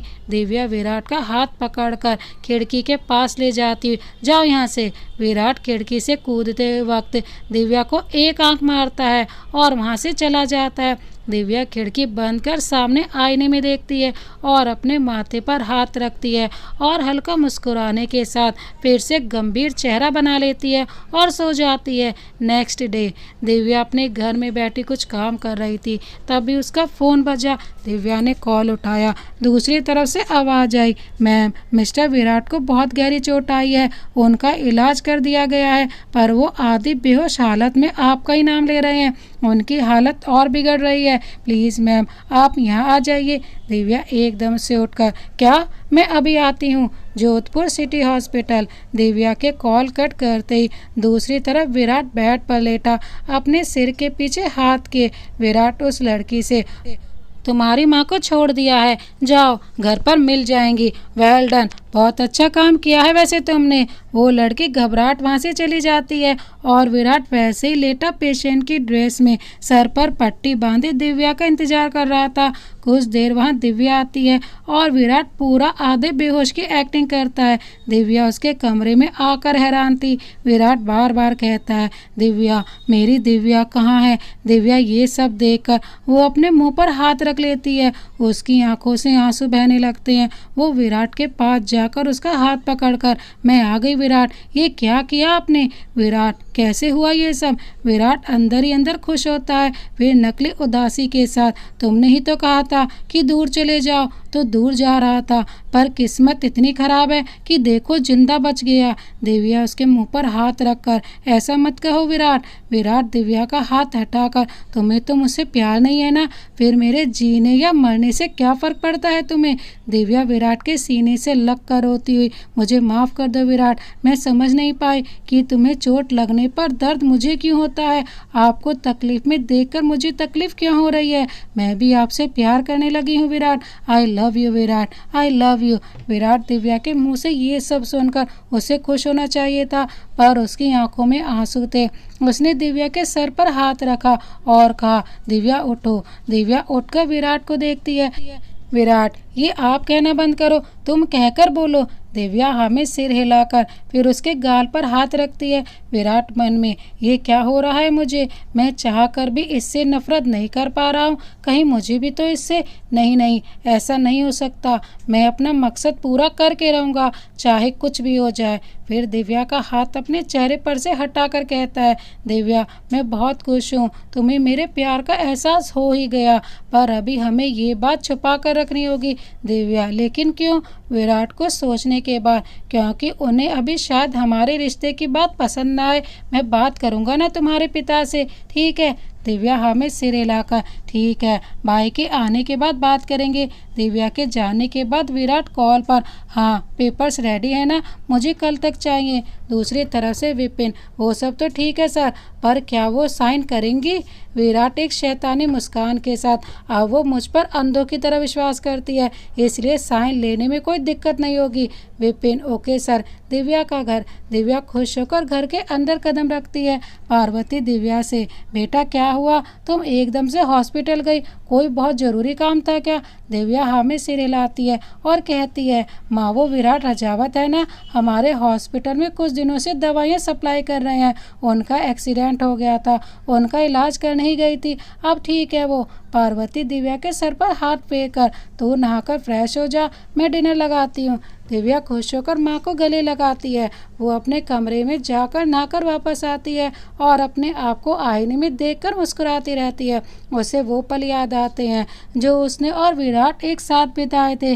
कैसे उसने गुंडों से बचाया, फिर प्रपोज करना, उस पर गुलाब फेंकना और उसके रूम में आने से लेकर उसे बाहों में लेना, सब एक फिल्म की तरह चल रहा था। वो नीचे गुनगुनाते हुए आ रही थी। पार्वती दिव्या को गुनगुनाते देख, क्या हुआ बेटा, यहाँ से तो टेंशन में गई थी, वापस आए तब खुश और अब गुनगुना रही हो। दिव्या एकदम से, कुछ भी तो नहीं माँ, ऐसे ही। अब क्या खुश होने का भी मुहूर्त देखना पड़ेगा। पार्वती भी मुस्कुरा कर, नहीं बेटा, मैं तो हमेशा चाहती हूँ कि तू हमेशा खुश रहे। और दोनों गले लगते हैं। दिव्या मन में तो खुश हूँ क्योंकि आपकी दिव्या को खुश रखने वाला जो मिल गया है। फिर उसके बाद खाना खाने लगती है और खाना खाकर सो जाती है। नेक्स्ट डे दिव्या खुशी खुशी हॉस्पिटल जाने को तैयार हो रही थी, पर आज पहली बार ऐसा हुआ जब उसे कपड़े चुनने में दिक्कत आई हो। फिर उसने एक ब्लू चूड़ीदार सूट पहन लिया, नीली चूड़ियाँ और हमेशा की तरह पायल। सभी को जरूरी काम का बोलकर वो हॉस्पिटल चली गई, जोधपुर सिटी हॉस्पिटल। वो हॉस्पिटल पहुंची और विराट के रूम में गई। विराट वैसा ही बैठा, आंखें बंद किए था। वे दिव्या विराट को देखकर मुस्कुराई और उसके सर पर हाथ फेरने लगी। फिर उसके माथे पर किस करने को जैसे ही हुई, विराट के करीब आई। दिव्या ने विराट को किस किया। विराट को दिव्या की खुशबू से एक अजीब सा एहसास हो रहा था जो पहले कभी नहीं हुआ। विराट दिव्या के बाल पीछे करता। दिव्या उठ विराट को देखती है और कहती है, तुमने अपनी दवाई ली। विराट ने हाँ में सिर हिला दिया। फिर तभी विराट दिव्या को कुछ पेपर्स देकर, दिव्या, मैंने एक फैसला लिया है कि मैं हमेशा के लिए तुम्हारे हॉस्पिटल में दवाइयाँ सप्लाई करना चाहता हूँ, बस तुम्हारी परमिशन चाहिए। दिव्या विराट से पेपर्स लेते हुए, मुझे बहुत खुशी होगी विराट कि तुम मेरे साथ होगे, तो मुझे किसी का भी डर नहीं रहेगा। दिव्या वो पेपर्स पढ़ती है, फिर साइन करती है। विराट मन में, मुझे पता था दिव्या सिंह कि इतनी चालाकी तो तुम जरूर करोगी, पर मेरा नाम भी विराट रंधावा है, तुम्हें इतनी आसानी से कैसे छोड़ देता। इसलिए पहले ऊपर मैंने दूसरे कागजात रख दिए, मेन पेपर्स तो नीचे हैं। पर आज विराट को पता नहीं क्यों अजीब ही लग रहा था। उसे दिव्या को देखकर कई बार ऐसा लगा कि उसे रोक ले। उस पर खुद को दृढ़ कर कहा, नहीं, तुझे बदला लेना है अपने दुश्मन से। जब तक दिव्या ने उन पेपर्स पर साइन कर विराट को दे दिया। विराट एक पल दिव्या को देखकर, तुमने आगे के पेपर्स नहीं पढ़े, कहीं कुछ गलत हुआ तो। दिव्या विराट के हाथ पर हाथ रखकर, हम विश्वास भी एक बार करते हैं और जो सामने वाला है वो कहीं धोखा देगा भी तो एक बार ही देगा, क्योंकि दोबारा भी विश्वास बनाने में उसे बहुत मेहनत लगेगी। और कहीं तुमने मुझे धोखा दिया तो मैं जी नहीं पाऊंगी। विराट दिव्या के होठों पर उंगली रख उसे सीने से लगा लेता है और कहता है, ऐसा कभी मत करना, मैं तुम्हें कभी नहीं खोने दूंगा, तुम दूर जाओगे तब भी नहीं जाने दूंगा। दिव्या विराट को जकड़ लेती है, जिसे महसूस कर विराट उलझन में था। वो दिव्या को दूर कर कहता है, मुझे आराम करना है दिव्या, कुछ देर के लिए। दिव्या हाँ में सिर हिलाकर विराट को लेटाकर वहाँ से चली जाती है। विराट खुद से, ये क्या है, मैं ऐसा क्यों नहीं कर पा रहा, कहीं सच में तो उससे प्यार, पर अब मुझे उसकी नफरत का भी सामना करना होगा। कल का दिन दिव्या और मेरे लिए बहुत कठिन होने वाला है। आखिर क्या होगा कल। दिव्या नहाने जा रही होती है। इस बार उसने बहुत सामान बिखेरने के बाद रेड अनारकली सूट और गोल्डन दुपट्टा पसंद आया। वॉशरूम वापस आने के बाद उसने अपने आप को देखा। ऐसा लग रहा था कि आज ही विराट से शादी कर लेगी। उसने कानों में झुमके, हाथों में लाल चूड़ी और पैरों में लाल घुंघरुओं की पायल और उसके लंबे बाल जो कमर तक आ रहे थे, वो बहुत खूबसूरत लग रही थी। वो खुशी से नीचे गई, खाना खाया और हॉस्पिटल गई। वहाँ भीड़ देखकर दिव्या ने पूछा, क्या हुआ, यहाँ भीड़ क्यों लगा रखी है। एक आदमी दिव्या से, आपकी वजह से मैडम, हमने आप पर कितना भरोसा किया था, पर आप पैसों के लिए इतना गिर जाएंगी, हमें पता नहीं था आप हमारे साथ ऐसा करेंगी। दिव्या चौंक कर, क्या, पर हुआ क्या है ये तो बताइए। आदमी, क्या सुनना है आपको तो सुन लीजिए, बिक गया है आपका हॉस्पिटल, किसी विराट रंधावा ने खरीदा है और बोल रहे हैं कि थोड़ी देर रुके। हमें तो डर है कि हमारी नौकरी ना खतरे में आ जाए आपकी वजह से। दिव्या को अपने कानों पर विश्वास नहीं हुआ। वो कहती है, क्या, नहीं, वो विराट रजावत है, रंधावा नहीं है। और ये आप क्या कह रहे हैं? कोई हॉस्पिटल नहीं बेचा है मैंने, समझे। एक महिला, हॉस्पिटल की बात होती फिर भी मान लेते आपकी बात, पर आपने हॉस्पिटल नहीं बल्कि खुद को उनके हवाले कर दिया। मैरिज सर्टिफिकेट पर भी साइन है आपके, ताकि आपके परिवार को पैसे मिल जाएं और आपको हॉस्पिटल छोड़ना भी ना पड़े। दिव्या उस औरत पर चिल्लाती, बस कीजिए, ये क्या कह रहे हैं आप? मैं ऐसा क्यों करूँगी? मैंने हॉस्पिटल नहीं बेचा है, ना ही मैंने शादी की है। मैंने ऐसे कोई पेपर्स पर साइन किए हैं। विराट को सामने से आता देख दिव्या बोलते हुए रुक जाती है। वो हैरान थी कि कल तक उसे गहरी चोट आई थी, आज वो ठीक कैसे है। विराट दिव्या से, मुझे तुमसे कुछ जरूरी बात करनी है। दिव्या विराट के चेहरे और हाथ छूते हड़बड़ाकर कहती है, तुम ठीक हो विराट? देखो ना, ये लोग क्या कह रहे हैं कि मैंने तुमसे शादी की है, हॉस्पिटल भेज दिया है तुम्हें, और ये तुम्हें विराट रंधावा क्यों कह रहे हैं? बताओ ना विराट, कुछ तो बोलो। दिव्या मन में, हे भगवान, ये एक सपना है तो मुझे नींद से जगा दो, या फिर विराट ही मजाक कर रहा हो। प्लीज़ नहीं, ऐसा मत करो विराट, कुछ तो बोलो, यहाँ मेरी जान निकली जा रही है। विराट दिव्या का हाथ पकड़कर, तुम मेरे साथ आओ, तुम्हें सारे सवालों के जवाब मिल जाएगा। विराट दिव्या का हाथ पकड़कर गाड़ी में बैठाता है। दिव्या बस कुछ बुरा ना हुआ हो इसकी प्रार्थना कर रही थी, और विराट उसे ऐसे देखकर खुद भी घबराया हुआ था कि वो कैसे सामना करेगा। दिव्या विराट का हाथ पकड़कर, विराट क्या हुआ, बताओ ना प्लीज़, और वो सब क्या कह रहे थे? विराट दिव्या का चेहरा पकड़कर, तुम्हें थोड़ी देर में पता चल जाएगा। दिव्या सीधी बैठ गई, पर उसे कुछ समझ नहीं आ रहा था कि हो क्या रहा है। तभी कार एक मंदिर पर रुकी, जिसे देख दिव्या कुछ समझी नहीं। विराट दिव्या का हाथ पकड़कर मंदिर के अंदर ले जाता है। वहाँ गुरुबान और आरती भी थे। दिव्या गुरुबान और आरती को तो जानती थी, पर दिव्या को धक्का लगा जब विराट ने उनके पैर छुए और गुरुबान के हाथ पेपर्स रखकर कहा, माँ, डैड, मैंने हमारे दुश्मनों के हॉस्पिटल को हासिल कर लिया। अब धर्म सिंह अपनी बेटी और उस हॉस्पिटल को बेचने के लिए कुछ भी करेगा। ये कहते हुए विराट के चेहरे पर कोई खुशी नहीं दिख रही थी। गुरुबान विराट की पीठ थपथपाकर, शाबाश बेटा, अब देखते हैं कि धर्म सिंह कैसे मेरे सामने नाक नहीं रगड़ता है। आरती दिव्या के पास आकर उसके चेहरे पर हाथ फेर कर, बहुत ही सुंदर पसंद है मेरे बेटे की, तुम्हारे बारे में बहुत सुना है बेटा। इनकी दुश्मनी के चलते पहले सोचती थी कि तुम मेरे घर की बहू नहीं बन सकती, पर विराट ने मेरी इच्छा भी पूरी कर दी। दिव्या की आंखों में आंसू थे। उसने विराट को देखा, जो नज़र नीचे किए गुरुबान के पास खड़ा था। दिव्या मन में, एक बार कह दो विराट, ये झूठ है, प्लीज़ तुम ऐसा नहीं कर सकते हो। आरती के पास एक औरत खड़ी थी, एक थाल लिए जो कपड़ों से ढका था। आरती ने वो कपड़ा हटाया, उसमें कंगन और हार थे। आरती ने कहा, ये पुश्तैनी है, हमारे घर की बहुओं को दिया जाता है, अपना हाथ आगे करो। दिव्या अभी भी विराट को देख रही थी, तो आरती ने उसका हाथ पकड़कर चूड़ियाँ उतार उनके बीच जोड़ के कंगन पहनाया और गले में हार पहनाया। वो बहुत सारे आदमी बंदूक से दिव्या को घेरे हुए थे, जिससे वो कहीं भाग भी नहीं सकती थी।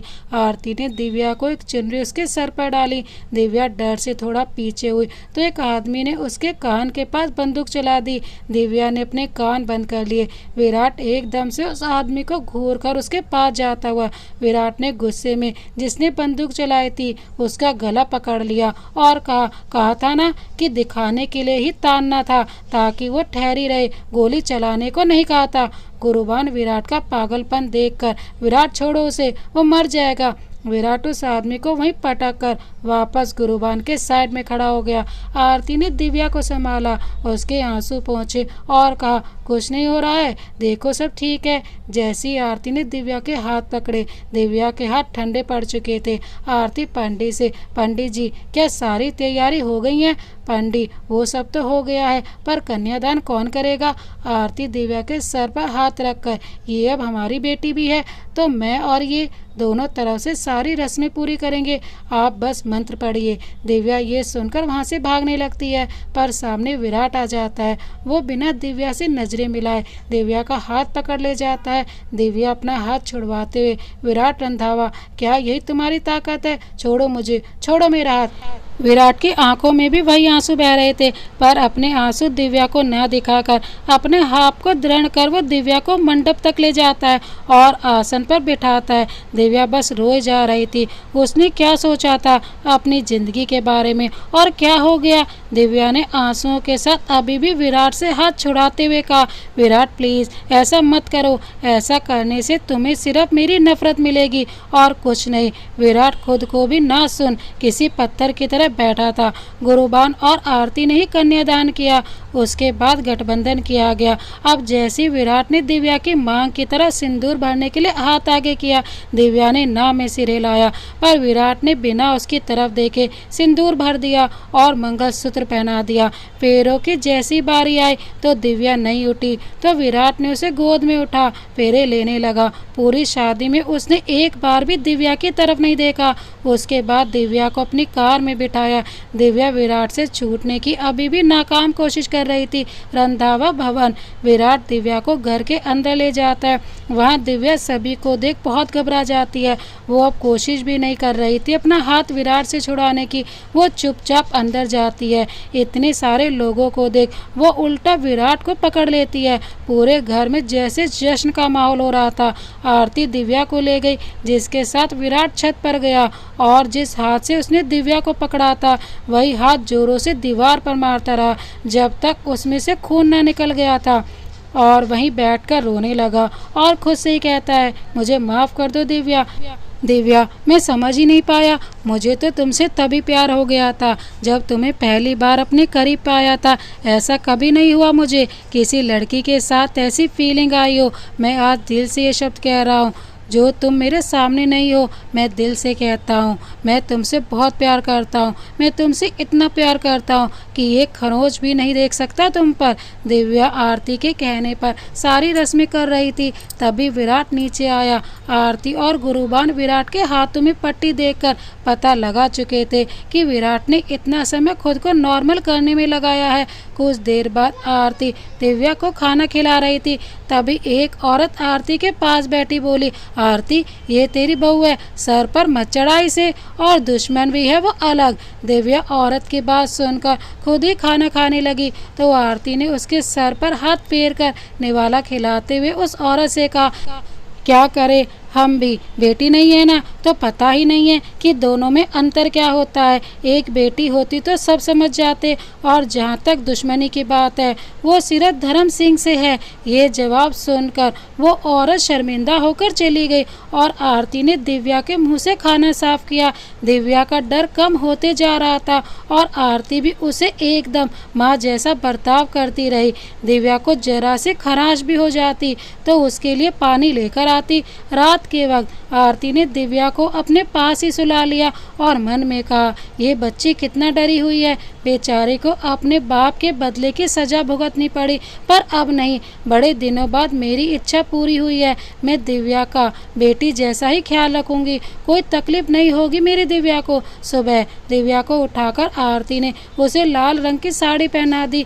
अब दिव्या आरती से ना डर उसके साथ रहती थी। तभी पुलिस के हॉर्न की आवाज़ आई तो दिव्या और आरती नीचे आए। दिव्या ने जैसे पुलिस और उनके पीछे पार्वती और धर्म को देखा तो वो उनकी तरफ बढ़ी। आरती ने दिव्या को जाते देखा तो आरती की आंखें नम हो गई, पर उससे पहले विराट दिव्या के सामने आ गया और पुलिस से बोला, क्या वो इंस्पेक्टर यहाँ आ गए? इंस्पेक्टर छोटे हुकुम, वो इन्होंने आपके खिलाफ कंप्लेन लिखाई है। बिना लड़की के मर्जी के आपने उससे शादी की और धोखे से हॉस्पिटल हड़प लिया।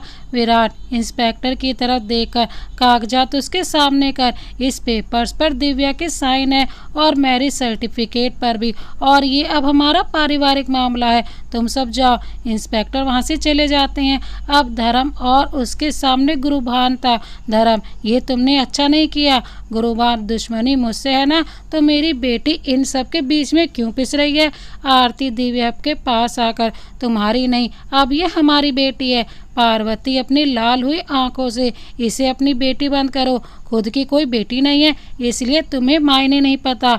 दो मेरी बेटी मुझे वापस। गुरुबान, धर्म सिंह से बहुत प्यार है ना अपनी बेटी से, तो तय कर लो धर्म सिंह, बेटी या हॉस्पिटल। धर्म सिंह के बोलने से पहले पार्वती, इसमें सोचने क्या है, हमें बस अपनी बेटी चाहिए और कुछ नहीं। विराट साइड हटता हुआ, ठीक है फिर ले जाओ, पर ध्यान रहे मैं डिवोर्स नहीं दूंगा। दिव्या अब विराट को ऐसे देख रही थी जैसे उससे इसकी तो उम्मीद ना की हो। तभी धर्म सिंह कहता है, हमें हॉस्पिटल चाहिए, अब हमारी बेटी तुम्हारे घर की बहू है। पार्वती, धर्म से ये आप क्या कह रहे हैं, मुझे बस मेरी दिव्या चाहिए।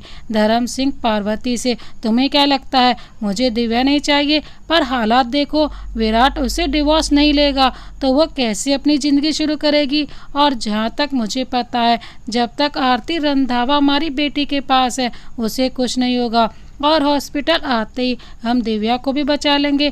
पार्वती वहाँ खड़े होकर बस आंसू बहाए जा रही थी।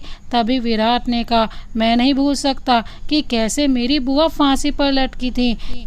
माँ कुछ नहीं करेगी, पर मेरे हाथ बंधे नहीं है धर्म सिंह। सिर्फ एक रास्ता है तुम्हारे पास, अगर अपनी बेटी को खुश देखना चाहते हो तो मैं भी उसे वही इज्जत दूंगा, पर पहले तुम्हें मेरे डैड से अपनी बेटी की खुशी की भीख मांगनी होगी। धर्म, तुम दिव्या के साथ ऐसा कुछ नहीं कर सकते। तभी विराट ने दिव्या का हाथ मरोड़कर उसकी पीठ से लगाते हुए कहा, अभी भी कोई और सबूत चाहिए। आरती आगे बढ़ती, विराट छोड़ दिव्या को। गुरुबान आरती को रोकता है। विराट धर्म सिंह से, धर्म सिंह मेरे डैड से अपनी बेटी की खुशियों की भीख मांगो, नहीं तो। तभी दिव्या की चीख सुन धर्म सिंह, नहीं नहीं, मैं जो तुम बोल रहे हो वो मैं करता हूँ, तुम दिव्या को छोड़ दो, मैं करता हूँ। धर्म सिंह आगे आकर घुटनों पर बैठ जाता है और गुरुबान के पैरों पर अपना सर रखा, मुझे माफ़ कर दो गुरुबान, सही समय रहते मैंने तुम्हारी बहन को अपने घर की बहू के रूप में नहीं अपनाया, इसीलिए मेरी बेटी का ये हाल है। मेरी वजह से मैं अपनी बेटी की खुशियों की भीख मांगता हूँ। प्लीज़ विराट, उसे डिवोर्स तो नहीं दे रहा, पर विराट से कहो कि उसे वो सारी खुशी दे जो एक पति देता है। विराट दिव्या को छोड़ देता है। गुरुबान धर्म को उठाकर उससे कहता है, तुमसे क्या बैर है धर्म, बस बहुत ज़रूरी सबक सिखाना था तुम्हें कि खुशियों की कीमत क्या होती है। मुझे भी बदला लेकर कोई खुशी नहीं मिली। और जहाँ तक हॉस्पिटल की बात है, गुरुबान ने एक कागज़ पर साइन कर धर्म से, मैंने अपनी घर की इकलौती बहू को कोई तोहफा नहीं दिया, तो ये हॉस्पिटल मैं उसके नाम करता हूँ। तुम्हारी बेटी करोड़ों में एक है धर्म सिंह, पत्थर में भी जान फूंक दे, पर मेरे चट्टान जैसे बेटे को हिला दिया और तुम उसे ही कम समझ रहे थे। धर्म सिंह गुरुबान के सामने हाथ जोड़े बिना कुछ कहे वहाँ से चला गया। आरती दिव्या को अपने साथ ले गई कमरे में, हाथ पर पट्टी बांधने के बाद उसे नीचे ले आई और उससे रसोई की पहली शुरुआत की। दिव्या के हाथ का खाना खाकर विराट ने अब दिव्या को देखा जो सर नीचे किए खड़ी थी। विराट हल्का सा मुस्कुराया और खाना खाने लगा। कुछ देर बाद आरती दिव्या को मंदिर ले गई, वहाँ भी पूजा कराई। आते आते रात हो गई, दिव्या भी थक चुकी थी, आरती भी। तो गुरुबान ने आरती को संभाल कर विराट से कहा, बेटा जा तू बहू को ले जाकर सुला दे, मैं थारी माँ को संभालता हूँ। विराट ने हाँ तो बोल दिया, पर जैसे ही दिव्या की तरफ गया, दिव्या उसे देख पहले ही गुस्से में, मेरे पास एक ही हाथ है, अब विराट रंधावा क्या उसे भी तोड़ दोगे। विराट उसकी बात पर ध्यान न देकर उसे उठाकर ही ले गया अपने रूम में और बेड पर लिटा दिया। तभी दिव्या ने विराट का कॉलर पकड़कर कहा, अब क्यों दूर भाग रहे हो, मेरा सामना करने की हिम्मत नहीं है ना तुम में, तो फिर मेरी फीलिंग के साथ क्यों खेला जब पता था कि मेरा सामना करने की हिम्मत नहीं है। विराट अपने आप को दिव्या के पास जाने से रोकते हुए, दिव्या छोड़ो मुझे, अभी समय नहीं है। दिव्या विराट को ना छोड़ती, अभी ऐसा क्या हो जाएगा, भूलो मत, तुमने मेरे पापा से वादा किया है। विराट ने दिव्या के हाथ पकड़कर बेड से लगाते हुए कहा, वही कर रहा हूँ मैंने वादा नहीं किया होता ना तो अभी मेरी कॉलर नहीं पकड़ रही होती, बल्कि मुझसे छूटने की कोशिश कर रही होती। और कहीं इतनी जल्दी है तो बोल दो, हनीमून वैसे ही पेंडिंग पर है। इतना कहकर विराट ने दिव्या को छोड़ा और दिव्या के पास पीट करके सो गया। नेक्स्ट डे, अगले दिन, दिव्या अपने बाल खिड़की के पास खड़ी होकर सुखा रही थी, जिससे कुछ छींटे विराट के चेहरे पर गए। विराट ने आंखें खोलकर देखा, पीले रंग की साड़ी में पीली चूड़ियाँ और कानों में सोने की बालें पहनी थी। दिव्या ने देखा तो कहा, फ्रेश होकर आ जाओ जल्दी, माँ ने कल कहा था कि साथ में कुलदेवी के मंदिर जाना है हमें, मैं नीचे जा रही हूँ। जैसे ही दिव्या जाने लगती है विराट उसका हाथ पकड़कर अपनी ओर खींचता है। दिव्या कुछ बोलती उससे पहले विराट उंगली उसके होठों पर रखकर दूसरे हाथ से उसकी आंखें बंद करता है, फिर उसके होठों से उंगली हटाकर उसकी मांग में सिंदूर भरता है और आंखों से हाथ हटाकर मंगलसूत्र पहनाता है। दिव्या विराट को धक्का देते हुए, ज़्यादा स्मार्ट बनने की कोशिश मत करो, मैंने पहले ही कहा था कि वो शादी रोक लो, नहीं तो मेरी नफरत के अलावा तुम्हें कुछ नहीं मिलेगा। अब मैं तुम्हें इतनी नफरत करूंगी कि तुम खुद मुझे छोड़ दोगे। दिव्या के मुंह से ये बात सुनकर विराट को ठेस पहुंची, पर अब उसने जैसे दिव्या के साथ किया वो खुद को इसका दोषी मानता है। दिव्या नीचे आई तो आरती ने दिव्या से पूछा, अब हाथ ठीक तो है ना बेटा? दिव्या नजरें झुकाकर आरती के पैर छूने के बाद, ये जख्म तो ठीक हो जाएगा माँ, पर उस जख्म का क्या जो आपके बेटे ने मेरी आत्मा को दिए हैं? आरती दिव्या के सर पर हाथ फेरकर, उसे क्या आखिरी मौका भी नहीं मिल सकता बेटा मेरी खातिर? दिव्या ने आरती से, मेरे लिए बहुत मुश्किल है माँ, लेकिन आपकी आंखों में आंसू नहीं देख सकती। जब कोई नहीं था आपने मेरा बेटी जैसा ख्याल रखा, पर मैं चाहकर भी विराट को माफ़ नहीं कर पाऊंगी। कि तभी वहाँ विराट और गुरुबान आ गए। दिव्या अपने आंसू पहुँचकर गुरुबान के पैर छूती है। गुरुबान उससे आशीर्वाद देता है। घर के मंदिर में पूजा करने के बाद विराट के साथ कुलदेवी के दर्शन करने गई मंदिर में। वहाँ जाते जाते दोपहर हो जाती है। वहाँ पहुँचते पंडित जी ने दोनों से कहा, तुम दोनों को यहाँ पूजा करके पेड़ में धागा बांधकर मन्नत मांगनी होगी। दिव्या और विराट ने वैसा ही किया तो उन्होंने साथ में देवी माँ की पूजा की और आरती भी दोनों ने साथ में ही की। फिर पंडित जी ने उन्हें एक धागा दिया। उन दोनों ने धागा बांधते वक्त मन्नत मांगी। विराट दिव्या को देखकर मन में, माँ मुझे बस एक मौका चाहिए कि मैं दिव्या को समझा सकूं कि मैं अब उससे कितना प्यार करता हूँ। मुझे तो डर है कि जब परसों माधव वापस आएगा तब क्या होगा। दिव्या मन में, हे माँ जो सही है आप उसके गलत नहीं कर सकती, फिर मेरे साथ क्यों? मेरी किस्मत में विराट ही था क्या? मैं बस इतना चाहती हूँ कि विराट को उसकी गलतियों की सज़ा मिले जब तक मैं खुद उसे माफ़ नहीं करती। दिव्या और विराट ने धागा बांधा और पंडित जी से प्रसाद लेकर उनके पैर छुए। पंडित जी ने उन्हें आशीर्वाद दिया, सदा सुखी रहो दोनों, और दोनों की जोड़ी खूब फले फूले, और बेटा सदा सुहागन रहो। पंडित जी के लास्ट वर्ड सदा सुहागन रहो में दिव्या ने विराट की तरफ देखा, फिर दोनों ही चल दिए। पूरे रास्ते खामोशी थी। दिव्या की चूड़ियों की खनक के अलावा बस उसकी पायल ही बज रही थी जो बार बार विराट का ध्यान खींच रही थी। तभी एक जोरदार ब्रेक के साथ गाड़ी रुकी।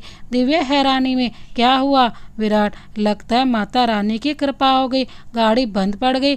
दिव्या, माता रानी को क्यों देख रहे हो? अपनी गलती का तुम्हें पहले चेक करवा लेना चाहिए था ना। विराट, कान बंद कर, तुम ना कभी कभी माँ जैसा बर्ताव करने लगती हो, बल्कि भगवान ने तुम्हें ही माँ की कॉपी बना दिया होगा। डैड कहते थे शादी के बाद वो भी ऐसे ही गुस्सा करती थी डैड पर। दिव्या विराट को घूरने लगी तो विराट नीचे उतरकर कार चेक करने लगा। कुछ देर बाद दिव्या भी बाहर आई और बोली, क्या हुआ? विराट, अब पानी चाहिए, कार गर्म है और लगता है बारिश भी होने वाली है। दिव्या हैरानी में, सुबह तो बहुत धूप थी। विराट, राजस्थान में मैडम धूप होगी ही और बारिश के मौसम में बारिश ही आएगी, तूफान नहीं। दिव्या गुस्से में, पता है इतना तो मुझे भी, अब एकदम से मौसम बदल गया इसीलिए पूछा। कि तभी एकदम से बारिश होने लगी। जहां विराट कार में जा रहा था वहीं दिव्या बस बारिश को महसूस कर रही थी। वो खुद में ही सिमटती रही और विराट भी उसे देखता रहा। फिर उसने दिव्या की तरफ कदम बढ़ाते मन में सोचा, इसके सामने कौन न हारे। आपने आपको इतनी प्यारी मुस्कान पर कौन नहीं फिदा करेगा? इन झील जैसी आंखों में कौन नहीं डूबना चाहेगा? कौन इसे अपनी बाहों में नहीं समाना चाहेगा? शाम को विराट और दिव्या घर पर लौटते वक्त उनकी कार खराब हो जाती है और फिर बारिश भी हो गई। विराट कार में जा ही रहा था कि दिव्या को देखकर उसकी तरफ खींचा चला गया। विराट दिव्या के पास पहुंचता है। दिव्या विराट को देखकर, अब क्या हुआ? तुम जाओ, मुझे कुछ देर यहीं। दिव्या आगे कुछ बोलती उससे पहले ही विराट उसकी कमर पकड़कर अपनी तरफ खींचा। दिव्या हैरानी में विराट को दूर हटाते, ये क्या कर रहे हो? छोड़ो मुझे। विराट दिव्या के हाथ उसकी ही पीठ से लगा देता है। दिव्या का दिल जोरों से धड़क रहा था। विराट दिव्या को कार से लगा दिया और उसके करीब आने लगा। वैसे ही दिव्या विराट से चिल्लाते हुए, ये मत भूलो कि तुमने मेरे पिता से वादा किया है। मेरी मर्जी के बिना तुम मेरे साथ जबरदस्ती नहीं कर सकते। क्या वो सब भी झूठ था? बोलो, क्या वो भी एक चाल थी? विराट दिव्या की बात सुनकर उससे दूर हुआ। दिव्या रोती हुई अपनी सीट पर जाकर बैठ गई और विराट खुद से, ये हो क्या गया था मुझे? मैं खुद पर कंट्रोल नहीं कर पाया। मुझे उसका विश्वास जीतना था, मैंने उल्टा उसे और हर्ट कर दिया। दिव्या कार में बैठे हुए रोते हुए, माँ ने कहा है कि एक और मौका देना चाहिए विराट को, पर वो किसी मौके के लायक ही नहीं है। कहीं उसने वादा ना किया होता तो, और कहीं फिर से उसने ऐसा किया तो उसे मैं कभी माफ़ नहीं कर पाऊंगी, कभी भी नहीं। विराट कार के अंदर आ बैठ जाता है।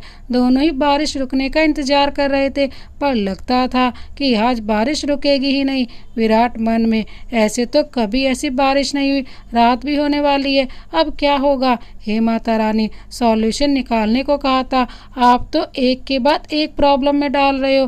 कहीं फिर से तो मैं अपने होश तो नहीं खो बैठूंगा ना? नहीं नहीं, कंट्रोल कंट्रोल विराट। रात भी हो चुकी थी और दिव्या को नींद भी आ रही थी, तो कब दिव्या की आंख लग गई पता ही नहीं चला। विराट ने दिव्या को सोते हुए देखा। उसके गीले बाल उसके चेहरे पर आ रहे थे। उसने उन्हें साइड किया पर खुद पर संयम रखा। कुछ देर बाद विराट भी सो गया। सुबह विराट की आंख खुली। उसने दिव्या को देखा कि वो अभी भी सो रही है। फिर जब बाहर देखा तो पता चला कि सुबह हो चुकी है और जैसे ही गाड़ी स्टार्ट की वो स्टार्ट हो गई। विराट बिना वक्त गंवाए सीधा घर की ओर चला गया। कार चलाते हुए दिव्या को ही देख रहा था और सोच रहा था, अजीब है ये लड़की, वैसे तो मुझसे भी जल्दी उठ जाती है, पर अब क्या हुआ? इनके दचकों में भी नहीं उठ रही। रंधावा भवन। विराट कार रोकता है और दिव्या को उठाता है, पर वो फिर भी नहीं उठी। विराट ने चेक किया कि कहीं दिव्या का माथा बहुत गर्म है। विराट हैरान होते हुए, इसे तो बुखार है, इसे जल्दी से अंदर ले जाना होगा। विराट दिव्या को गोद में उठाकर अंदर ले आया। आरती विराट से, तुम कहाँ थे विराट, और दिव्या को क्या हुआ? विराट सारी बात उन्हें बताता है। गुरुबान, विराट तो जल्दी से कमरे में चल, मैं डॉक्टर को फ़ोन लगाता हूँ। विराट आरती के साथ जाकर दिव्या को कमरे में ले जाकर सुला देता है। आरती कहती है, तू जा, मुझे बहू के कपड़े बदलने हैं। विराट के जाने के बाद आरती ने दिव्या को हल्का फुल्का सलवार सूट पहना दिया और फिर उसके हाथ रगड़ने लगी और विराट भी आकर उसके पैरों में बैठकर अपने हाथों से उसके पैर रगड़ने लगा। इतने में डॉक्टर आ गए। वो दिव्या को देखकर ही पहचान गए। डॉक्टर ने दिव्या का चेकअप किया और एक इंजेक्शन लगा दिया और कुछ मेडिसिन दी। विराट दिव्या के लिए बहुत घबरा गया था, उसे चेंज करना तक याद नहीं रहा। आरती ने कहा, तब जाकर वो फ्रेश होकर आया। उसके बाद उसने दिव्या का ख्याल रखा और उसके पास से उठा तक नहीं, ना ही उसने कुछ खाया। 2 घंटे बाद जब दिव्या को होश आया तो विराट ने दिव्या का हाथ पकड़ लिया और फिर चेक किया। माथा अभी भी गर्म ही था, पर ज़्यादा नहीं। दिव्या उठती है तो विराट उसे वापस लेटा देता है और कहता है, अभी तुम आराम करो, तुम्हारा बुखार उतरा नहीं है, मैं खाना लेकर आता हूँ। दिव्या विराट का हाथ पकड़कर धीमी आवाज़ में, मैं ठीक हूँ और मैं अपना ख्याल रख सकती हूँ। विराट उससे हाथ छुड़ाकर, पता है कितना ख्याल रख सकती हो, डॉक्टर हो तो क्या हुआ, इंसान भी तो हो, और वहाँ से चला जाता है। कुछ देर बाद विराट खाना लाया, पर दिव्या ने खिचड़ी देकर आनाकानी की तो विराट ने बड़ी आंखें दिखाई और खिला दी। पूरे दिन दिव्या का ख्याल विराट ने रखा। कोई भी चीज़ चाहिए होती उसे लाकर दिव्या के हाथों में दे देता। दिव्या विराट को देखकर मन में, तुम्हारा कुछ समझ क्यों नहीं आता? कभी इतनी नफरत की नज़रों से जलाकर राख कर देते हो, कभी इतना प्यार कि एक खरोंच चाहने पर इतना ख्याल रखते हो। इतने रंग मत दिखाओ विराट कि नफरत भी ना कर पाऊँ और प्यार भी नहीं। रात को दिव्या जल्दी सो गई और विराट बस उसे देखता हुआ उसके बगल में लेटा रहा। सोच रहा था ताकि दिव्या को कोई तकलीफ ना हो। उसे नींद आ रही थी, पर उसने पलक भी नहीं झपकाई। दिव्या जरा सा भी हिलती तो विराट उसे गौर से देखता और सोचता कि कोई तकलीफ तो नहीं है। फिर उसे आराम से सोता देख खुद चैन से लेट गया। और ये सब आरती देखती रहती है कि तभी गुरबान आकर आरती से, क्या हुआ? आरती कुछ नहीं का इशारा कर वहाँ से चली जाती है। गुरबान भी चला जाता है। आरती रूम में जाकर बिस्तर लगाती हुई गुरबान से, एक बात कहूँ, गुरबान बेड पर बैठकर कहो आरती, आपको नहीं लगता कि विराट कुछ कुछ आप पर गया है? जब मेरी तबीयत खराब हो गई थी, आपने 4 दिन से कुछ ठीक से नहीं खाया था। विराट भी आपके जैसा ही है, दिव्या की ज़्यादा चिंता करता है। गुरबान ज़्यादा ध्यान न देते हुए, कुछ और काम नहीं है? आरती गुरबान को घूर कर, क्या कहा आपने? गुरबान की अब सिट्टी पिट्टी गुल हो गई। उसने कहा, मतलब बहू भी तो तुम्हारी परछाई है ना, तुम्हारी ही तरह वो अंदर की अच्छाइयों को देखती है। आरती कुछ सोचती, ये तो सही कहा आपने। फिर बड़बड़ाते हुए, कम से कम गुस्सा तो तुम्हारी तरह नहीं करती। आरती गुरबान से, कुछ कहा आपने? गुरबान आरती के पास जाकर उसके कंधे पकड़कर, मैं क्या कह सकता हूँ, हम तो तुम्हारे दीवाने हैं, तुमसे फुर्सत मिले तब ना सभी पर ध्यान दिया जाए। आरती शर्मा कर, अब बस भी कीजिए। गुरबान मन में बच गया। आरती, फिर कुछ कहा आपने? गुरबान नामे सिर हिलाकर आरती का सर चूम लेता है। सुबह सुबह दिव्या की आंख खुली। उसने देखा कि विराट उसे अपनी बाहों में लिए हुए सो रहा था। दिव्या ने जैसे ही विराट का हाथ छुआ ही था कि विराट दिव्या के और करीब आकर उसे जकड़ लिया। दिव्या विराट से, विराट छोड़ो मुझे, पर विराट नहीं सुन रहा था। दिव्या ने विराट को हिलाया, तब जाकर विराट उठा और दिव्या से कहा, तुम्हें कुछ चाहिए? मैं लाता हूँ। दिव्या, क्या तुम मुझे छोड़ोगे? विराट दिव्या को छोड़कर उससे सॉरी बोलता है। वो, मुझे लगा कि तुम्हारी तबीयत खराब है, कहीं जल्दबाजी में उठते हुए तुम गिर जाओगे बेड से, इसीलिए वो। दिव्या उसे हाथ दिखाकर, बस हो गया, अब मैं जाऊं? विराट चौंकर, तुम कहाँ जा रही हो? दिव्या उसे घूर कर, नहाने जा रही हूँ। विराट अपने दांतों तले जीभ दबा लेता है और दिव्या वहाँ से वॉशरूम जाती है। नहाकर आने के बाद दिव्या अब काफ़ी अच्छा महसूस कर रही थी। विराट दिव्या को देखता है तो हर बार की तरह देखता ही रह जाता है। नीली साड़ी और सफ़ेद कोट थी।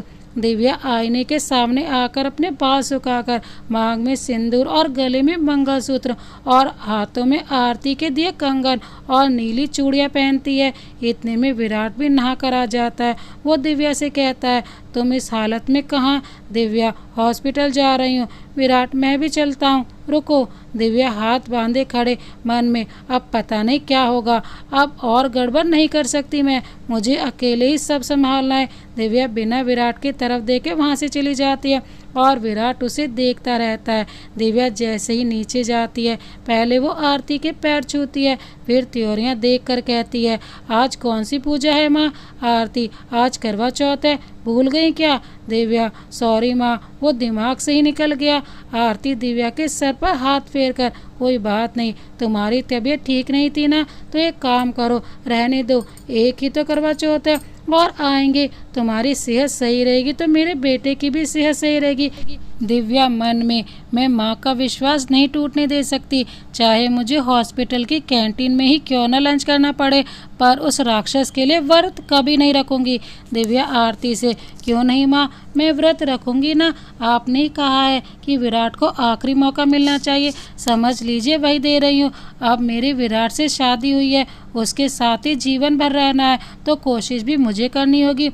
नीचे आ रहा विराट सब सुन लेता है और खुश होकर मन में, मतलब दिव्या मुझे माफ़ करने की कोशिश कर रही है, वो भी शायद मुझसे प्यार करने लगे, शायद वो कोशिश कर रही है, मैं भी हमारे रिश्ते को सुधारने की कोशिश करूँगा। आरती, विराट को देख लो, विराट भी आ गया, दोनों साथ में चले जाना। विराट में खाना लगाती हूँ, पर दिव्या ने विराट को देखा ही नहीं। विराट नामे सिर हिलाते हुए, दिव्या आरती से, माँ वो मुझे जल्दी निकलना है, विराट आ जाएंगे, मैं निकलती हूँ। तभी विराट कहता है, वो मैंने भी आज व्रत रखा है। दिव्या, तो मैं भी ऑफिस जा ही रहा हूँ, तुम्हें ड्रॉप कर दूंगा। दिव्या की आंखें नम होने लगती हैं। वो मन में, क्यों ऐसा करते हो विराट? जब भी तुमसे नफरत करने की कोई वजह मिलती है तो हमेशा ऐसी वजह तैयार होती है जो तुम्हारी ओर खींचती है। पहले मेरा ख्याल रखा और अब ये सब, ऐसे में कमज़ोर पड़ने लगती हूँ। तुमसे गुस्सा होकर भी तुमसे नफरत नहीं कर पा रही हूँ। विराट दिव्या के पास आता है। दिव्या आगे चली जाती है और कार में जाकर बैठ जाती है। विराट कार में बैठता है और दिव्या शांत खिड़की से हाथ टिकाए बैठी है और दूसरा हाथ सिर पर टिका है। और इस बार सच में विराट का हाथ गियर की जगह दिव्या के हाथ पर पड़ा। दिव्या अपना हाथ पीछे करती है, विराट कोई सफाई देता। इससे पहले दिव्या विराट से, बस मैं समझ गई, इट्स ओके। हॉस्पिटल पहुंचने के बाद दिव्या अंदर गई और विराट भी उसके पीछे आया। दिव्या ने ज़्यादा ध्यान नहीं दिया विराट पर, वो आगे बढ़ गई। जैसे ही अंदर गई उसने मन में सोच लिया था कि उसे अब तानों का सामना करना होगा, पर ऐसा नहीं हुआ। उसके अंदर आते ही सभी लोग दिव्या को शादी की बधाइयाँ देने लगे। दिव्या को कुछ समझ नहीं आया। उसने पीछे विराट को देखा जो मुस्कुराकर सभी से हाथ मिला रहा था। तभी वो दिव्या के पास आया। दिव्या भी नकली मुस्कुरा दी, फिर विराट का हाथ पकड़कर अपने केबिन में ले गई और दरवाजा बंद करते हुए कहा, अब ये क्या नया नाटक लगा रखा है। विराट एक मुस्कान के साथ, मैंने तो बस विपिन से कहा कि इनकी गलत फहमी दूर कर दे। दिव्या विराट की कॉलर पकड़कर, मुझे बेवकूफ़ बनाने की कोशिश मत करो, अब मैं तुम्हारी बातों में नहीं आऊँगी, समझे। सही सही बताओ, क्या प्लानिंग चल रही है तुम्हारी। विराट दिव्या के करीब आकर, प्लानिंग तो ये है कि अभी तुम्हें अपनी बाहों में भर लूं, पर तुम्हारे बाप की वजह से रुका हुआ हूँ। दिव्या विराट को दूर धकेल कर, तमीज से विराट, बंद करो अपना नाटक और सच सच बताओ मुझे, शुरू से अभी तक की सारी कहानी बताओ मुझे। विराट अपनी घड़ी देखकर, सच जानना है, क्या हिम्मत है तुम में सच जानने की। दिव्या मन में अब हिम्मत ही जुटा रही थी। हाँ है हिम्मत, इतना झूठ सहा है, सच क्या चीज़ है, बोलो। विराट दिव्या की आंखों में देखकर, हाँ मैंने विपिन से कहकर अभी को मनाया था, उनसे कहा कि हॉस्पिटल बिका ही नहीं बल्कि सिर्फ हमारी शादी हुई है। सभी ने विपिन की बात मान ली। दिव्या ने गहरी सांस ली और कहा, थैंक गॉड। विराट दिव्या को देखकर अब नम लाल आंखों से उसे अपने सीने से गले लगा लिया। दिव्या उसे छूटती, विराट अभी तुम ही कह रहे थे। विराट दिव्या की ओर जकड़ता पाता है, मुझे सब याद है, पर आज मुझे तुमसे ज़रूरी बात करनी है। आज नहीं कही तो कभी नहीं कह पाऊंगा। तुम्हें याद है हमारी पहली मुलाकात हुई थी, जब से तुम्हें देखा है ना मैं ठीक से सो भी नहीं पाया था। हाँ उस दिन मैं आया ज़रूर था खुद को चोट पहुंचाकर कि अपनी दुश्मन से बदला लूँगा, पर मैं तुम्हें देखते ही तुम में खो गया था। तुम मेरे करीब होती तो मैं सब कुछ भूल जाता हूँ। हाँ लेकिन खुद को मजबूत करके खुद को जानबूझकर तुम्हारा दुश्मन बन जाता हूँ, पर कितनी तकलीफ होती है मुझे ही पता है। तुम्हें कभी मेरे मन को जानने की कोशिश ही नहीं की। जब तुम कॉफ़ी शॉप में वो लड़के तुम्हें छेड़ रहे थे, मुझे अच्छा नहीं लगा तो मैंने उनका हुलिया बिगाड़ दिया। तब तुम्हें मुझसे प्यार नहीं दिखा। मैंने ठीक है तुम्हारे साथ गलत किया, ज़बरदस्ती शादी नहीं करनी चाहिए थी तुम्हारे साथ, पर उससे तुमसे क्या खुद से भी नज़रें नहीं मिला पाया। मैं डर रहा था कि कैसे सामना करूंगा तुम्हारा। जिस हाथ से तुम्हें पकड़ा था उसे भी जख्म दिया, फिर भी खुद को माफ़ नहीं कर पा रहा हूँ। जब तुम्हें 2 मिनट गौर से देख लूँ तो मदहोश हो जाता हूँ। उस वक्त बारिश में भी यही हुआ था, मैं जिंदा भी ना रह पाऊँगा अगर तुम मुझसे दूर रही। तो मैं यही सोचता रहा कि तुम्हारी नफ़रत को कम कैसे करूं, पर आज जब तुमने कहा कि तुम मुझे मौका दे रही हो तो मैं सबसे ज़्यादा खुश हूँ कि तुम मुझे अब समझ रही हो। मेरी खुशी का कोई ठिकाना नहीं था, पर तुम्हारी थोड़ी नफ़रत भी लाजमी है। तुम्हें टाइम लगेगा, पर मैं तुम्हारे दिल में अपने लिए प्यार जगा ही दूंगा। तभी मैंने तुम्हारे लिए यहाँ सरप्राइज़ रखा है कि तुम चौंक जाओ और खुश हो जाओ कि कोई तुम फालतू के इल्ज़ाम नहीं लगा रहा हूँ। दिव्या एक पल को विराट की बात सुनकर अपने हाथ आगे बढ़ाती है, फिर झट से सर नीचे खींच लेती है। दिव्या की आंखें भी नम हो रही थी।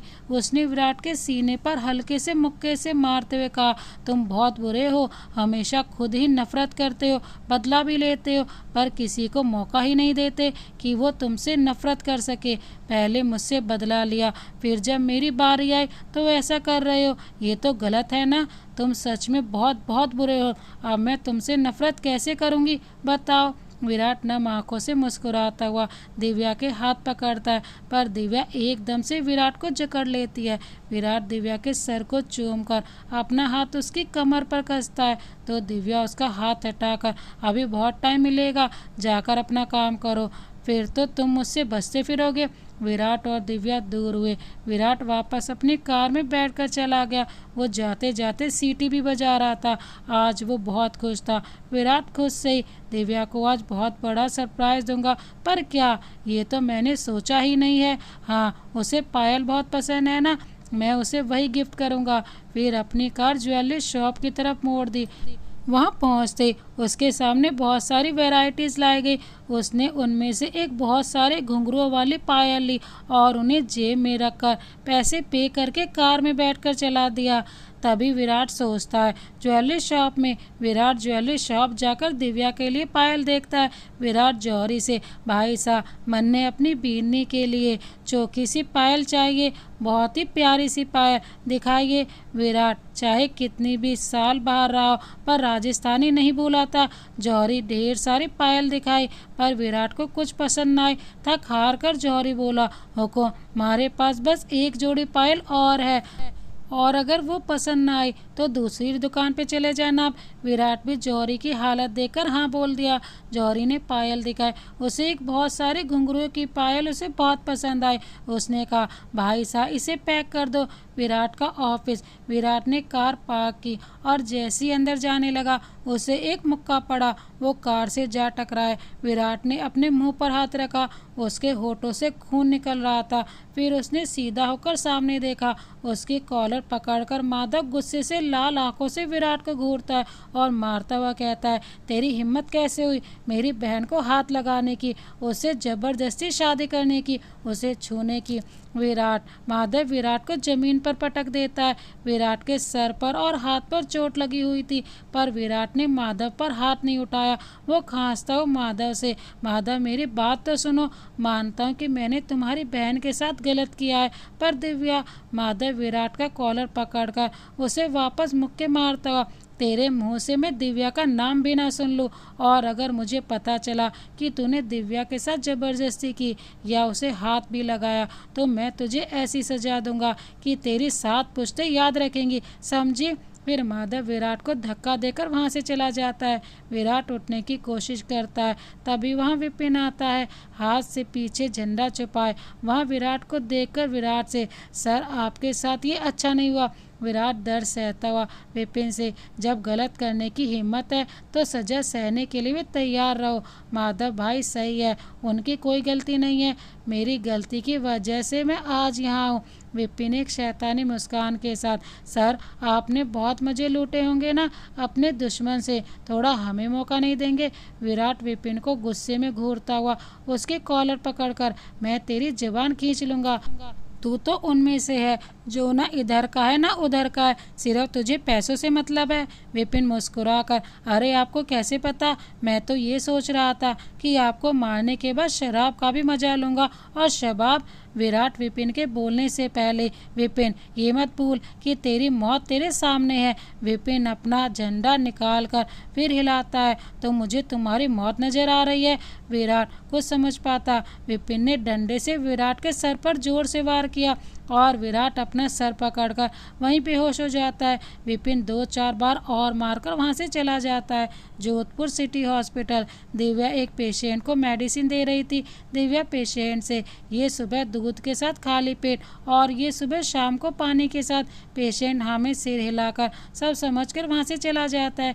तभी एक नर्स आती है, वो हाँफ रही थी। ज्योति उसे देखकर, अब कौन सी प्रॉब्लम है। नर्स घबराते, वो विराट सर को किसी ने बहुत बुरी तरह मारा है मैम, उनकी हालत बहुत ख़राब है, आप जल्दी चलिए। दिव्या ने जैसे ही विराट का नाम सुना वो दौड़कर बाहर आ गई। विराट का सेक्रेटरी उसे ला रहा था। दिव्या विराट को खून से लथपथ देखकर विराट से, ये कैसे हुआ, क्या हुआ है उसे, तुम कुछ जानते हो। सेक्रेटरी, नो मैम, मैंने बस इन्हें पार्किंग की जगह पर बेसुध पाया और यहाँ ले आया।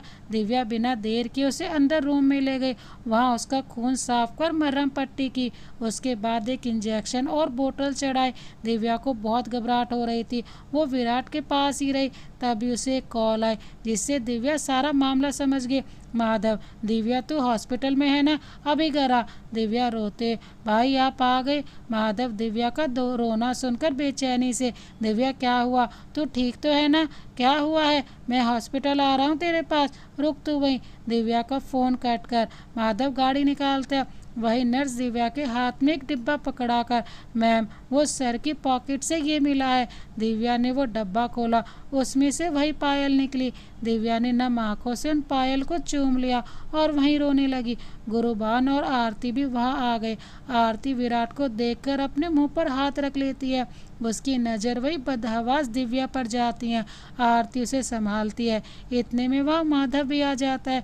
वो दिव्या को देखकर उसके पास जाकर कहता है, दिव्या क्या हुआ तुझे? दिव्या माधव से बदहवास सी पड़ी हुई कहती है, भाई ये क्या किया आपने? अपनी ही बहन के सुहाग को इतनी बेरहमी से मारा कि अब कहीं उसे आज होश ही नहीं आया तो वो कोमा में चला जाएगा। माधव विराट को देखकर दिव्या से, नहीं दिव्या, मुझे नहीं पता था कि तुम मुझसे प्यार करती हो। मुझे पता होता तो मैं ऐसा कभी नहीं करता। ये सब मेरी वजह से हुआ है, मुझे माफ़ कर दो। दिव्या वहाँ से उठकर, अब कोई फ़ायदा नहीं है माफ़ी मांगने का भाई, बस दुआ कीजिए कि विराट को होश आ जाए। दिव्या वापस विराट के पास जाती है, उसका हाथ पकड़ लेती है और माधव वहाँ से रोते हुए चला गया। माधव मंदिर जाकर विराट के ठीक होने की कामना करता है और कहता है, हे महादेव, मैं विराट से माफ़ी मांग लूँगा, बस उसे होश मिला दो। तभी वहाँ एक लड़की गुजरती हुई माधव को देखती है। वो माधव के सामने प्रसाद कर, ये लीजिए प्रसाद, महादेव का है, आपकी मनोकामना जल्दी ही पूरी होगी। माधव प्रसाद लेते हुए, जी शुक्रिया, पर वो लड़की तब तक वहाँ से चली जाती है और माधव उसे देखता रहता है। वहीं दिव्या ने सुबह से रात तक उसने कुछ नहीं खाया था। वो विराट के पास थी, वो वहीं रोई जा रही थी और उसका हाथ पकड़े हुए थी। तभी दिव्या के आंसू विराट की हथेली पर गिरते हैं। कुछ देर बाद विराट का दूसरा हाथ हिलता है। आरती जो वहीं दूसरी तरफ थी, वो विराट का हाथ देकर दिव्या को, देख उसे, विराट तुम्हें अपनी जान से भी ज़्यादा चाहता है। दिव्या, तुम्हारे एक आंसू से उसके दिल में क्या हलचल होती है पता चलता है। दिव्या ने विराट के बॉडी में हलचल महसूस की, फिर आरती को देखा। आरती ने आंसुओं के साथ मुस्कुराकर हाँ में सिर हिला दिया। दिव्या ने विराट के सर पर हाथ फेरा। तभी विराट ने आंखें खोली। दिव्या और आरती को सामने पाया। दिव्या विराट से लिपट कर रो पड़ी। विराट दिव्या के सर पर हाथ रखकर दूसरे हाथ से आरती को पकड़ लिया और उन्हें भी गले लगा लिया। कुछ देर बाद सभी को खबर मिल गई थी कि विराट ठीक हो गया। सभी विराट के पास आए और माधव अभी भी नजरें नीचे किए हुए था। विराट ने माधव को देखा, फिर उसे अपने पास बुलाकर गले लगा लिया। माधव, मुझे माफ़ कर दो विराट, मैं तुम्हारा दोषी हूँ। विराट, आप नहीं भाई, वो विपिन दोषी है, उसने मेरी ये हालत की है, उसे तो मैं छोड़ूंगा नहीं। विराट विपिन के बारे में सब बता देता है। माधव विपिन की बात जानता है तो वो गुस्सा हो जाता है, पर उसे उसके कर्मों की सजा विराट देगा, इसलिए चुप हो जाता है। विराट दिव्या को खाना खिलाता है और दिव्या विराट को। फिर विराट का दिया तोहफा दिव्या पहनती है और बहुत खुश होती है। माधव अपनी कार में जा रहा होता है, तभी वही मंदिर वाली लड़की बेहोश मिलती है। माधव कार रोककर उसके पास जाता है और उसे पानी पिलाता है। उस लड़की को होश आने के बाद वो माधव से, ये आपने क्या किया? मैंने करवा चौथ का व्रत रखा था, आपने मेरा व्रत तोड़ दिया। अभी तो मैं खाना खाने जा रही थी, अचानक बेहोश हो गई, पता नहीं चला, इतने में आप आ गए और हमारा व्रत तोड़ दिया। माधव उस लड़की से दूर होते हुए, बड़ी अजीब हैं आप, एक तो जान बचाए, ऊपर से मुझे ही दोषी बोल रही हैं। कोई और होता मोहतरमा तो अपना काम कर कर निकल जाता, समझी? वो लड़की नज़रें झुकाए, सॉरी, फिर अपना हाथ आगे कर, मेरा नाम कंचन, और आपका जान सकती हूँ, जिसने मेरी जान बचाई। माधव खड़े होकर उसका हाथ पकड़कर उठाता हुआ, मेरा नाम माधव है। कंचन जैसे ही उठती है उसके पैर में बहुत दर्द होता है। माधव उसे संभालता है। कंचन, लगता है पैर में मोच आ गई है। माधव कंचन को उठाकर कार की तरफ लाता हुआ, पहले तुम हॉस्पिटल चलो, फिर आपके घर भी चलेंगे। मेरी बहन डॉक्टर है, दिशा सिंह। कंचन सिर्फ माधव को देकर, उन्हें कौन नहीं जानता, वैसे आपकी बॉडी अच्छी है, मुझे उठा लिया, काफ़ी दम है आप में, सच में। माधव कंचन को हॉस्पिटल ले जाता है। उसका इलाज होने के बाद उसे घर छोड़ने जाता ही है कि धर्म का कॉल आ जाता है, उसे एड्रेस पर बुलाया है।